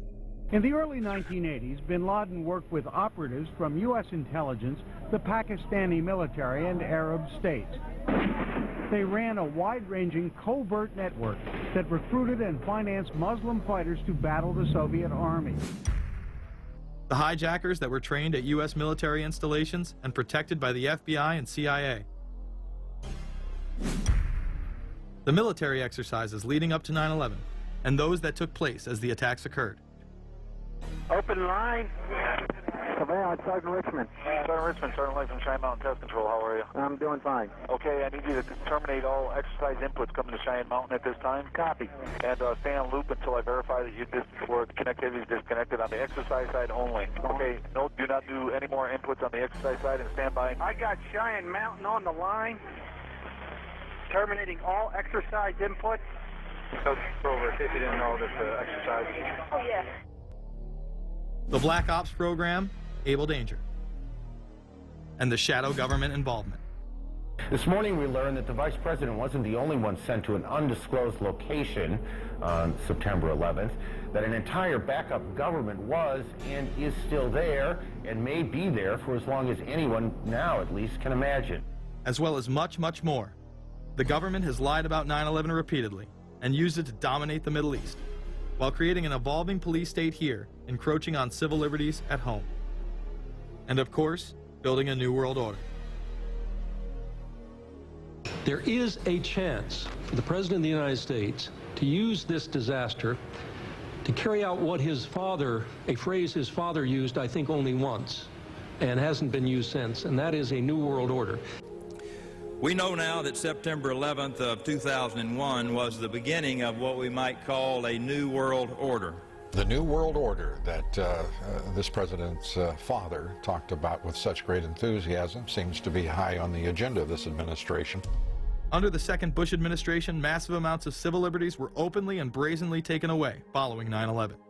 The passage of the Patriot Acts, the Military Commissions Act, and other horrifying anti-constitutional legislation was enabled by the incredible amount of fear generated by the media, all in the name of keeping us safe here at home. The war itself would create huge profits for the military-industrial complex, and the globalists would seize even more power and control over Middle Eastern resources in what they planned to become a Eurasian Union under their control. Although the establishment claimed to be fighting for our freedom abroad, they were destroying our sovereignty by stealth. Expanding on NAFTA, they were able to consolidate power on the domestic front by deindustrializing the United States through CAFTA, the Central American Free Trade Agreement, as well as the SPP, the Securities and Prosperity Partnership. Opponents, however, say the initiative is nothing less than a plan to create a North American Union that would eliminate sovereignty for all three nations. Building on the North American Free Trade Agreement, the NAFTA section of the Commerce Department is busy drafting laws and regulations for a North American Union, a union of Canada, America, and Mexico. The President has attended secret meetings and signed at least 2 agreements under the Security and Prosperity Partnership Program. The stated goal established by Presidents Bush, Fox, and Prime Minister Paul Martin is integration by 2010. It's a plan from the business elites, the political elites, that will cost more American jobs, cost American sovereignty, but it would fulfill the President's father's vision. Now, former United States Trade Ambassador Robert Zoellick is talking about it again with renewed vigor. This time, a new world order with business at the helm of trade and economic policy. It's an agenda that goes hand in hand with the United States, Mexico, and Canada, working quietly and behind the scenes to promote a common market with common deregulation for the benefit of multinational corporations. It's remarkable to me, the arrogance, the idea of just simply throwing away the nation's sovereignty, but they're trying to do so in so many ways. People better understand that they mean exactly what they're saying. It's a new world order they're trying to create. Dobbs, the only mainstream anchor to expose the New World Order, resigned shortly after bullets were fired into his home. The elite do not plan on waiting around for these unions to be formed before implementing the next step in global government. Through the vast global economic crisis of the last few years, they have been able to devalue the dollar and undermine it as the world's reserve currency. They have allowed the Federal Reserve and IMF to consolidate power by taking control of the Securities and Exchange Commission, as well as issuing a global currency instead of the dollar, disguised as a special drawing rights unit. This aspect of the New World Order was announced at the G20 in April of 2009. There is a big thing that's going to happen in London at this G20, and then they're hiding it, they're camouflaging it, they're not talking about it. Coordination of international regulation. What they are going to do is to put our Fed and our SEC under the control, in effect, of the IMF. New World Order, that's what they're planning in there, is to undermine the U.S. currency, and it's just really sad. What it really is putting the American economy under international regulation. Yeah. And those people who have been yelling, oh, the UN's going to take over global conspiracy theorists. They've been crazy, but now they're right. There's 20 or whatever people in the G20, say there's 20 ministers, thousands of us, and we can't get our voices heard. When Geithner said he would be open to the idea of a global currency last week, yeah. Those conspiracy people had said and suggested that for years. Right. You're not wrong. Cash is becoming weeded out. Cash will most likely be eliminated or extremely difficult to use in many situations, so that you'll have to use the global currency or the electronic currency. Even though a physical global currency is yet to exist, groups such as BRIC are openly promoting a new reserve currency, which is a conglomerate of Brazil, Russia, Indonesia, and China. Get everyone in the whole world using one currency, which some people think that's a good idea. Russian President Dmitry Medvedev recently showed off a sample coin of the new world currency at the G8 in July of 2009. We have also agreed today additional resources of $1 trillion that are available to the world economy through the International Monetary Fund and other institutions. This includes 250 billion from special drawing rights, the reserve currency of the IMF, drawing rights that will be issued to countries who are part of the International Monetary Fund. I think a new world order is emerging, and with it the foundations of a new and progressive era of international cooperation. The head of the European Union is also calling for global government. 2009 is also the first year of global governance, with the establishment of the G20 in the middle of the financial crisis. Gordon Brown has called for a world constitution. We now need nothing short of a world constitution for the global financial system. Both Gordon Brown and Barack Obama had been groomed to be the next Anglo-American spokesman for this new world order after Bush and Blair stepped down. Here is Gordon Brown in front of the CBI prior to him being chosen to become Prime Minister. And it's only now that we can begin to understand that the world order that globalization brings and what it's going to look like. But what does the new world order mean for countries like ours who are looking to succeed? And the question for us is how we meet and master all these challenges to ensure that Britain enhances its competitiveness in the process and realizes what I believe is our destiny of success in this new world order. A new world is emerging. It is a new world order with significantly different and radically new challenges for the future. President Barack Obama has also espoused similar views on globalism. Here he is in Berlin, Germany, in July of 2008, in what media have dubbed his New World Order speech. Well, there have been extraordinary scenes in Berlin tonight as thousands of people gathered to hear Barack Obama deliver key foreign policy speech on his current European tour. The Democratic presidential hopeful laid out his vision for America's place in a new world order. In this new world, such dangerous currents have swept along faster than our efforts to contain them.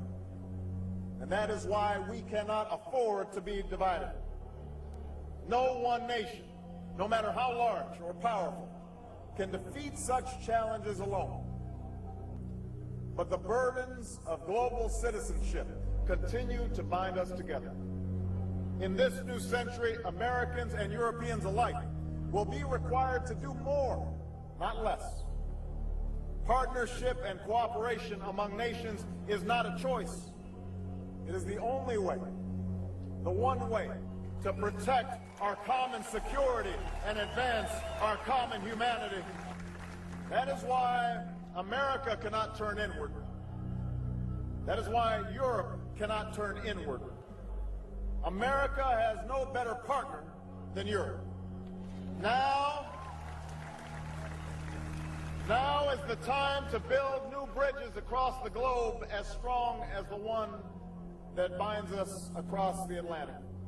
Now is the time to join together through constant cooperation and strong institutions and shared sacrifice and a global commitment to progress to meet the challenges of the 21st century. Barack Obama also became the first sitting president to ever become the chair of the Security Council for the United Nations, which only further cites his allegiance to world government. In an era when our destiny is shared, power is no longer a zero-sum game. No one nation can or should try to dominate another nation. No world order that elevates one nation or group of people over another will succeed. No balance of power among nations will hold. The traditional divisions between nations of the South and the North make no sense in an interconnected world.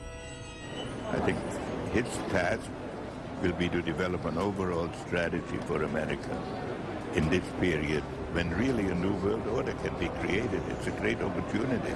The globalists, who know that Obama is going to promote their plan, want to make him such a superhero that nobody will question what he's doing. He is very much a product of the system that he is now technically in charge of. Obama alone, or the Democrat Party alone, is not responsible for his massive rock star status.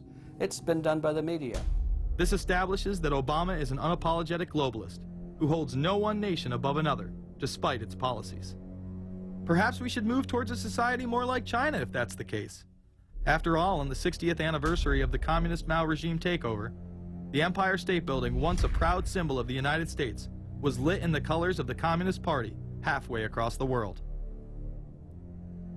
In fact, following the United Nations Copenhagen Conference in December of 2009, the Washington Post ran the headline, "Copenhagen Climate Deal Shows New World Order May Be Led by U.S., China."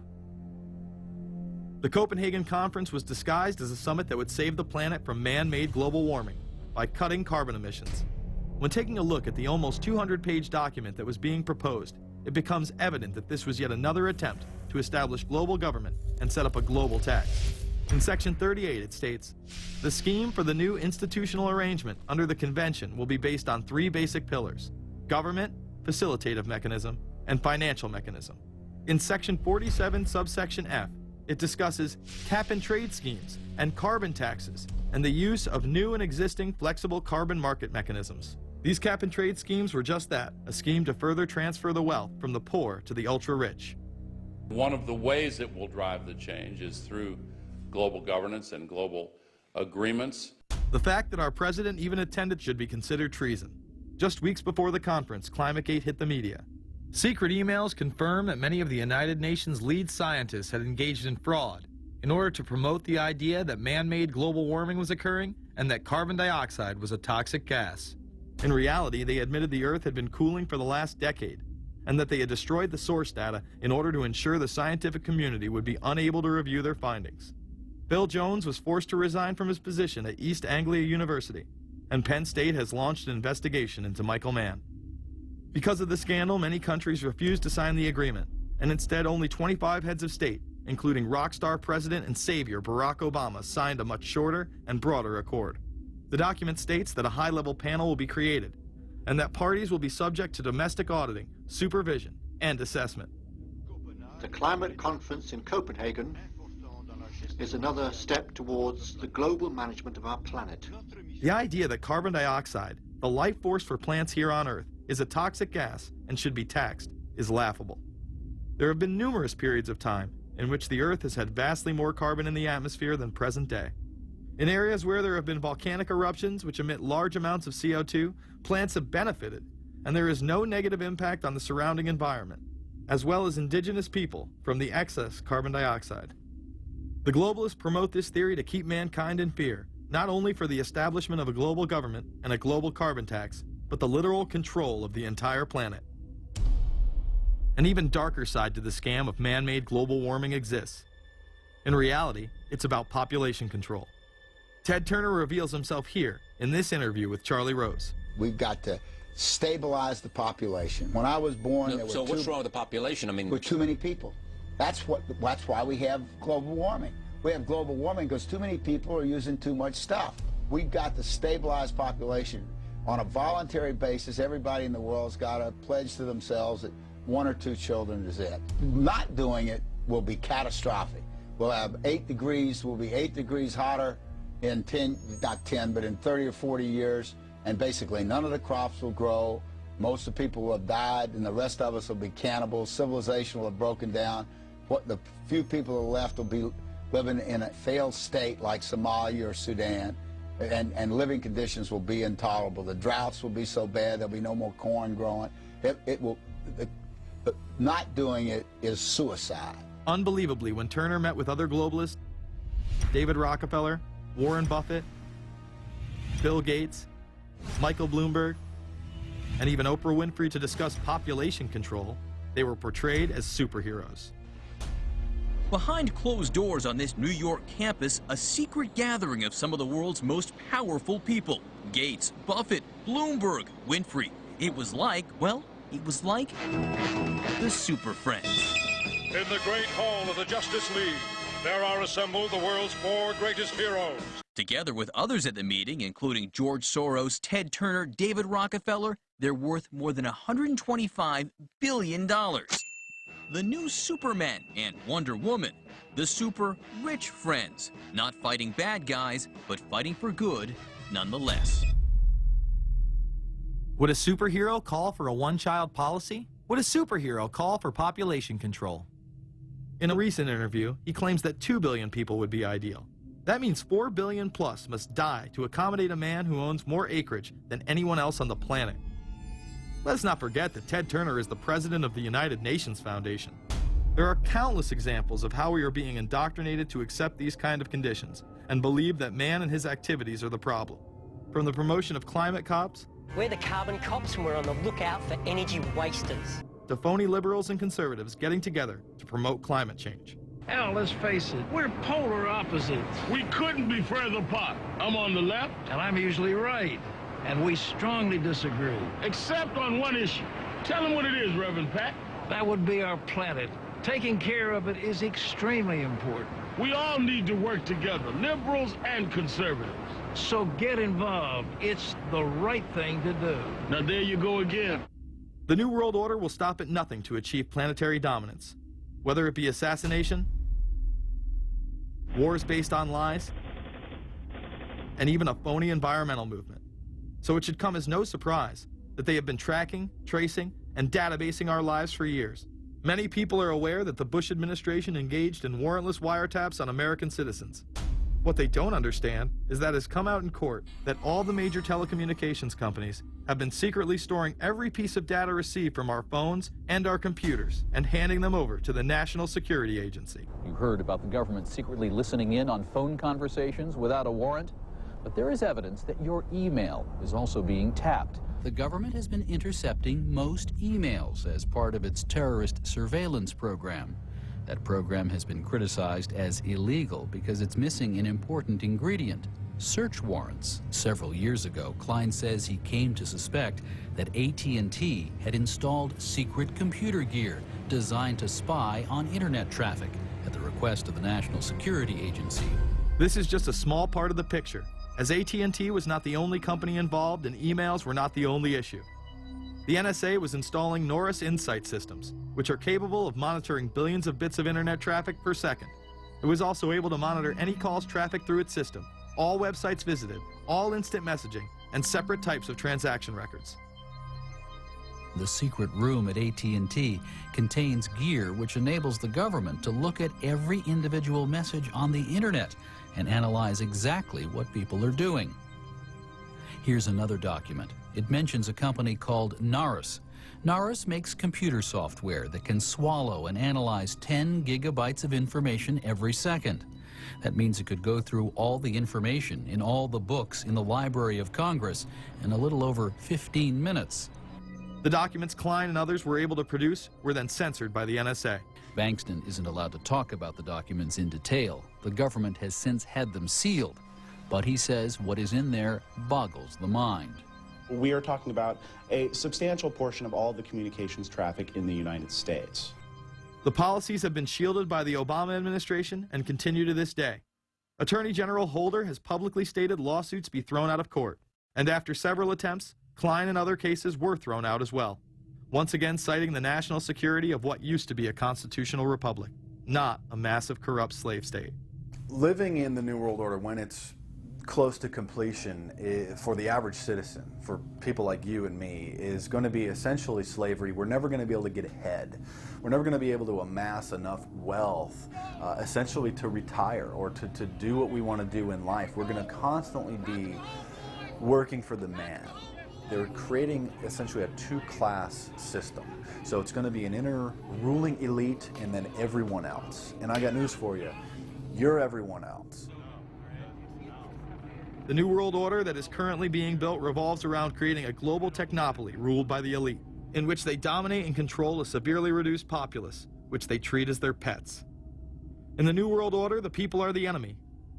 Internal documents released in March of 2009 reveal that the Department of Homeland Security is targeting citizens who discussed the New World Order, people with a Christian identity or sovereign citizens who argue that the government has gotten away from the intent of the Constitution and are strong states' rights advocates. People who are anti-immigration, stating, extremists will argue that immigrants are taking the jobs of U.S. citizens during times of high unemployment and without paying taxes. People who oppose the Federal Reserve banking system. People who display constitutional party or libertarian material. People who support Ron Paul. And those who have bumper stickers containing anti-government rhetoric. This document is one of literally thousands that make everyone a possible terrorist. This establishes a pattern of demonizing ordinary citizens while giving draconian powers to the state. You are considered guilty until proven innocent. As technology is developed, separate parts of their command and control system are beta tested around the world.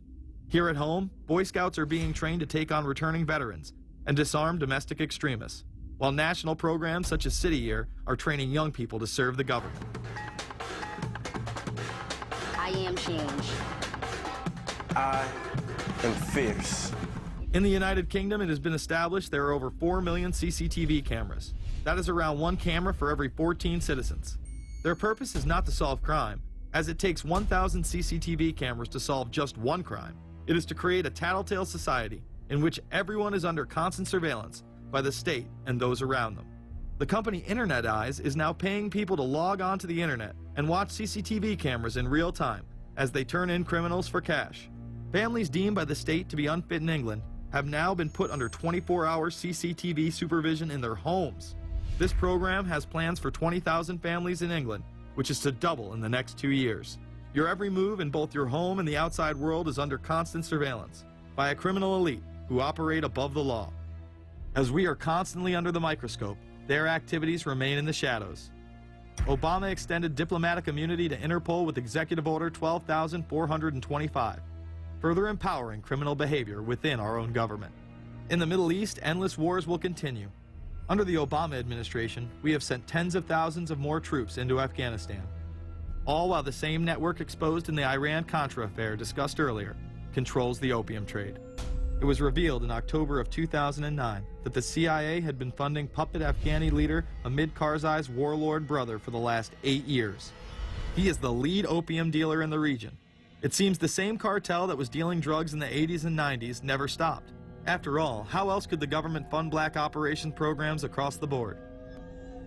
The Karzai regime has whole sections of it which are drug supported, and we can't touch it. We turned Afghanistan into the major supplier of heroin for the world. It happened under CIA supervision. This continues while many of the Taliban are literally on U.S. payrolls. Is there a possibility that we have Taliban employees?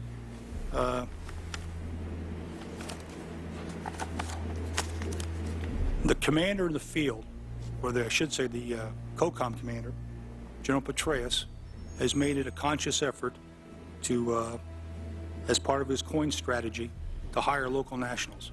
I can't talk in this form, nor am I the qualified guy to talk about it, but there is no doubt in my mind, one day you're on one side of the ledger, the other day you may be on the other side of the ledger.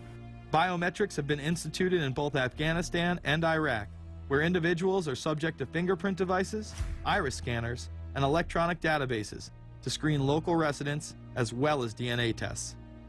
This includes anyone within the populace of a combat zone. Someone has to go out there with the biometric registration equipment, take your iris scans, take your scans and get you registered in the system like that. As scary and tyrannical as these systems seem to be, none may be as dangerous as the implantable RFID microchip. Through various pretenses, including terror, security, and entertainment, the chip has been promoted and integrated into society. In 2001, following the 9/11 terrorist attacks, the Jacobs family became the first family to be injected with microchips in front of a live television audience. We have a Florida family who are really pioneers in a brave new world. They have volunteered to be the first ever to have microchip identification devices implanted into their body. After 9/11, I was really concerned with the security of my family. In 2004, the FDA approved the use of RFID technology to be implanted into human beings. However, studies dating back to the 1990s show the implantable microchip has been linked to cancer in animals. But this has not slowed the agenda of control. In Barcelona, trendies get chips in order to receive VIP status at the exclusive Baja nightclub. A simple swipe of the arm gets them in without a line, and it pays for their drinks too. The Mexican government also chipped employees for security measures in 2004.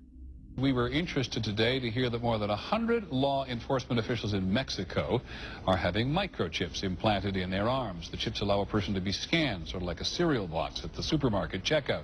Mexico's Attorney General and 160 of his deputies have had microchips implanted in their arms. It is to provide access, said the Attorney General, to the right people in exclusive areas. Today, aside from being promoted as a device that can save your life by storing all of your medical information in it, it is being promoted as the next generation tool for video gaming.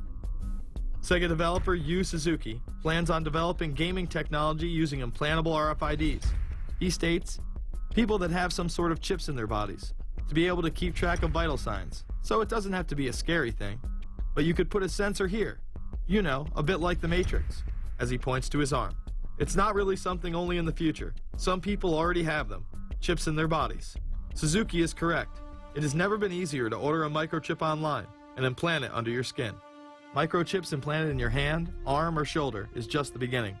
Some have already taken implantable brain chips that may enable the blind to see again, the deaf to hear, and much, much more, including the ability to download information directly into the brain and instantly communicate with anyone in the world, creating a worldwide mind. It's very interesting that the way that the New World Order is going is moving towards a system that is identical to that, whether it's going to be an implantable microchip, an RFID, a thumb scan, whether it's going to be some sort of a tattoo. Imagine a planet where every human being is required to be chipped at birth. This would be the final tool implemented in a command and control world government system in which the elite rule the masses with total control of their lives.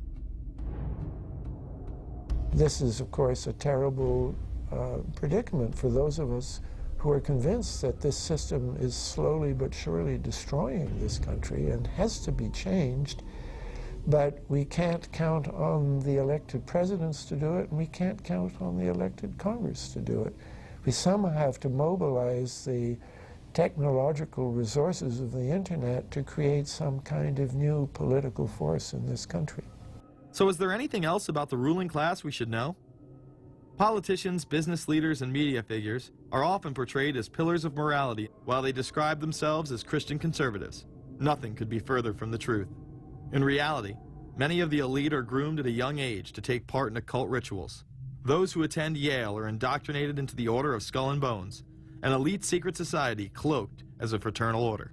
Yale University is 300 years old this year, and were you to visit its campus, you would see that it still has exotic clubhouses, which look like tombs where Yale's legendary secret societies meet.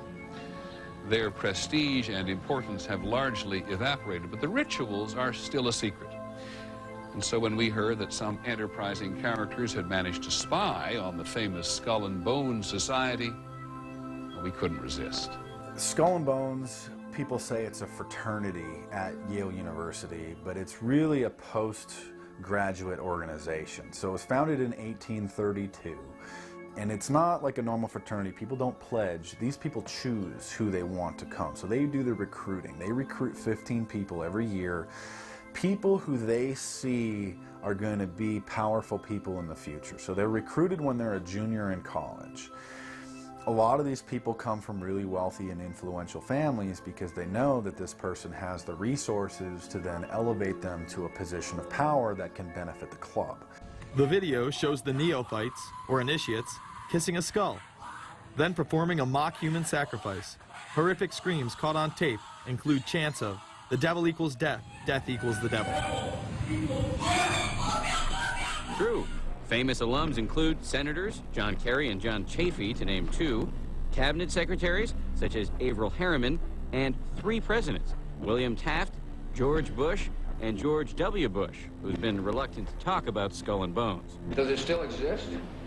The thing is so secret, I'm not even sure it still exists. Former Skull and Bones members and current members have been presidents, heads of the CIA, senators, heads of business. I mean, huge, huge corporations. These people have the network that brings them to such a position of power that most people could only dream of. Bush would run against his fellow Bonesman and distant cousin John Kerry in 2004. You both were members of Skull and Bones, a secret society at Yale. What does that tell us? Not much, because it's a secret. Is there a secret handshake? Is there a secret code? I wish there were something secret I could manifest. 322, a secret number? There are all kinds of secrets, Tim. You were both in Skull and Bones, the secret society. It's so secret we can't talk about it. What does that mean for America? The conspiracy theorists are going to go wild. I'm sure they are. I don't know. I haven't seen the web. Number 322? This is an elaborate, occult, ritualistic entry into this group that they are now a member of for life. This culture of death and the occult continues long after college. Later on in life, these pagan rituals carry on in the redwoods of Sonoma, California. And what is the Bohemian Grove? Well, it's a kind of summer camp for the powerful, an all-male gathering in great secrecy. This group was formed in the late 1800s by artists, industrialists, and politicians. Bohemian attendees worship the owl as their deity. The Aztecs, Mayans, and other natives of Mesoamerica considered the owl a symbol of destruction and death.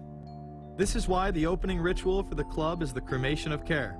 During the ritual, the effigy of a baby is rowed across the water by the Grim Reaper and given to a high priest, who then tosses it on a fiery sacrificial altar of a 40-foot owl god. It is an earth-based ritual in which care is burned away. The conscience is symbolically cast aside so that they may ignore the pain they have inflicted on others for the advancement of their own agendas. With this ceremony called the cremation of care, that begins the 2-week encampment where the body of dull care, symbolizing woes and concerns, is burned on an altar in front of a big owl statue. When that ceremony ends, they all start to cheer and yell. You have to ask yourself why it is that somebody would want to do that, let alone these elite people. And if you look at the elite throughout history, many of the people that achieve pinnacles of power are into the occult. They seek a supernatural way to gain power. Why are Christian conservatives such as the Bushes and Newt Gingrich attending the Grove? And I recognize I'm not going to be invited to Renaissance Weekend or that Bohemian deal where Newt, Rush, and Dick all sit in a teepee naked beating on tom-toms. Why does the media barely mention the Grove? Because many of them are in attendance. Late political cartoonist Phil Frank of the San Francisco Chronicle draws a reporter thinking about his loyalties to Bohemian Grove as he takes notes for a story. Stories about what happens in these redwoods are hard to come by. A campground statue reminds Bohemians to keep their mouths shut about the Grove. Many world events have been shaped at the Grove, including the creation of the atomic bomb. Discussions at the Grove in the 1930s helped lead to the development of nuclear power and the atomic bomb. Every Republican president since Calvin Coolidge has been a member, as well as many Democrats, including Jimmy Carter. If you look at the membership lists of the Bohemian Grove and the Council on Foreign Relations, the Bilderberg Group, a lot of the key level people are overlapping and are involved in numerous groups. In addition to pagan rituals that take place there, this all-male club also deals with darker themes through the plays Montezuma, which feature Aztec human sacrifice, and Faust, which feature Mephisto. Some of these plays are disturbingly flamboyant. Many of the elitists have a penchant for cross-dressing and singing show tunes. Perhaps that is why much of the all-male staff also happen to be homosexuals. Well, each year, many of them seem to have a stunt or try to come up with a stunt. Last year, in 1980, the popular button was Free the Fortune 500. Bohemian Grove that I attend one time at a time. It is the most faggot goddamn thing you will ever imagine. In 2004, the New York Post reported that gay porn star Chad Savage would be servicing moguls at the Bohemian Grove. In recent years, several politicians have been outed in scandals, including Senator Larry Craig, who tried to solicit sex from an undercover officer in 2007. Even more shocking, it was revealed in 2004 that right-wing blogger James Guckert, who had unprecedented access to the White House during the Iraq War, was actually Jeff Gannon, a madam and male prostitute for MilitaryStuds.com. During his 2 years writing for GOP USA and Talon News, Gannon officially made over 200 appearances at the White House. Oddly enough, over 24 of these visits would take place when there were no scheduled briefings. He failed to check in or out with the Secret Service on many other occasions, coming and going as he pleased. These type of activities are not new to the White House. In 1989, headlines involving callboys in the White House rocked the cover of the Washington Times. The Washington Times reported today that unidentified White House aides in the Carter, Reagan, and Bush administrations now are being investigated for using the services of a callboy ring. The paper reports that 2 of the male prostitutes were given a late-night tour of the White House last year. Hundreds of credit card receipts obtained by the Washington Times confirm that its clients were key officials of the Reagan and Bush administrations, military officers, congressional aides, and U.S. and foreign businessmen with close social ties to Washington's political elite. This ring extended beyond the White House and into Congressman Barney Frank's bedroom. Barney Frank, one of 2 openly homosexual members of Congress, acknowledged having used a male prostitute, whom he then hired as a personal employee. The man had keys to Frank's basement apartment on Capitol Hill. Frank paid him approximately $20,000 out of his own pocket to be his housekeeper and driver.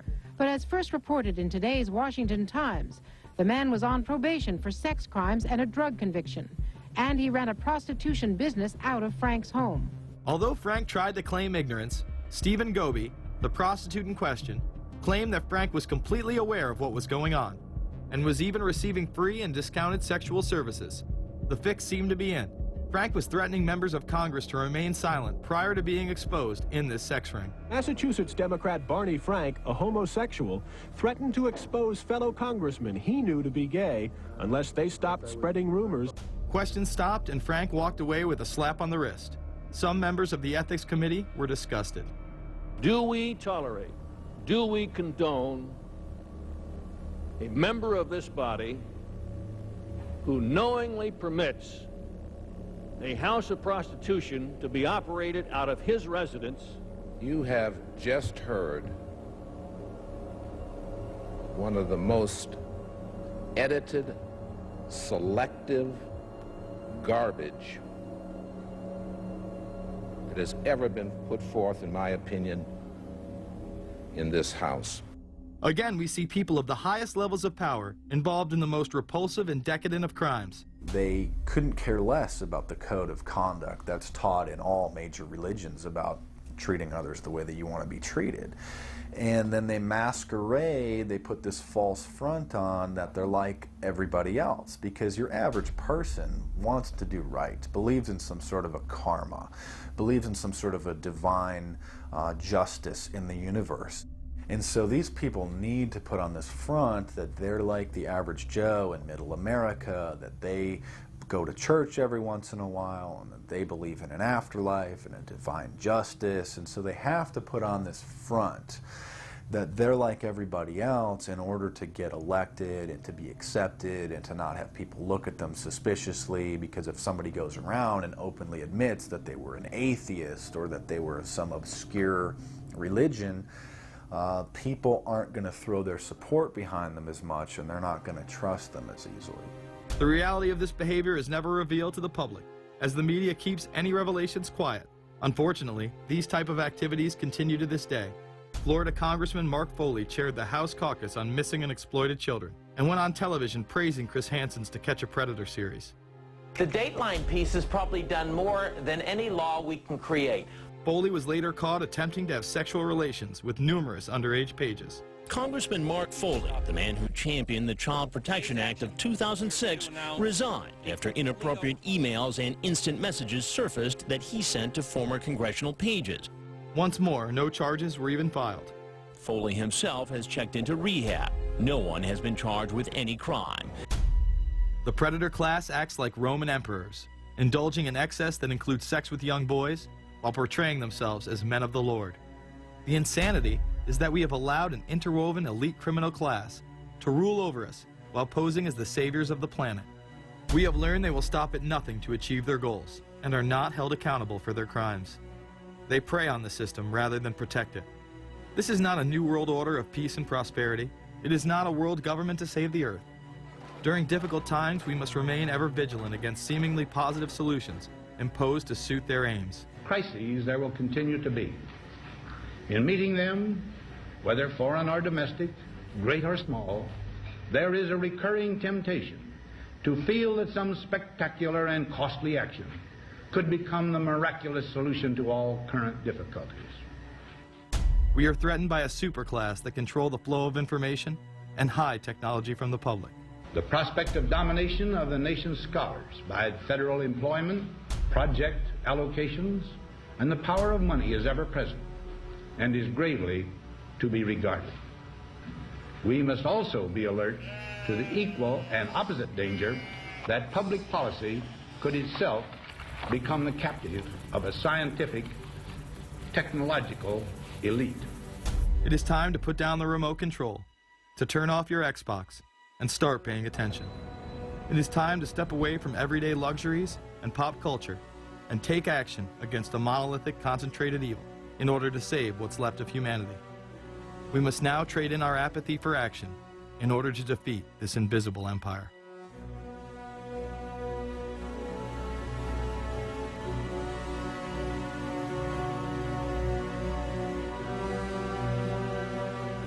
How set up are we to deal with this new world order? I think we're going to hear a lot about that today. Let's take the New World Order. It's an interesting phrase. I've been thinking a little bit about the structure of the world, right? The New World Order, as everybody says. The peace could yield to the pernicious New World Order. The New World Order. The New World Order. The New World Order. The New World Order. This New World Order. Stay fixed on your goal of imposing the New World Order.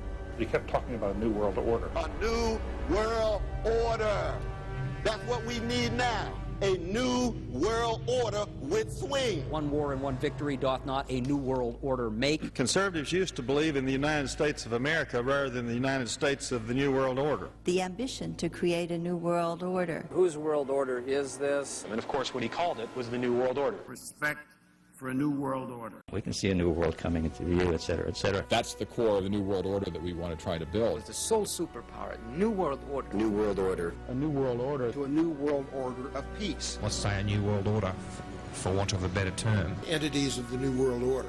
The whole concept of New World Order is something else. It really says that the state is God. The state will play a bigger role in the economy. New order. What Wilson wanted was a new world order, not just a new world order. In order to compete in the New World Order. Compete in this New World Order. This is the third leg of the New World Order. We had the World Bank, we had the IMF, and now we had the World Trade Organization. The rigid New World Order. This hoped-for New World Order. Constructing a new world order. In the New World Order of the 21st century. The new world order we're going to put in place In this New World Order. in this new world order. The patriots in this country are not going to see their rights diminished in order to create a new world order. That President Bush has described as a new world order, which we all share that same desire. A new world order is surely in the making here. Are we ready for the new world order? It's a timely and often controversial question. You don't hear a politician speak the way you do in America. It's about the future of Europe and a new world order. Mr. President, thank you so much, and I hope to have you again, and I hope to see you again.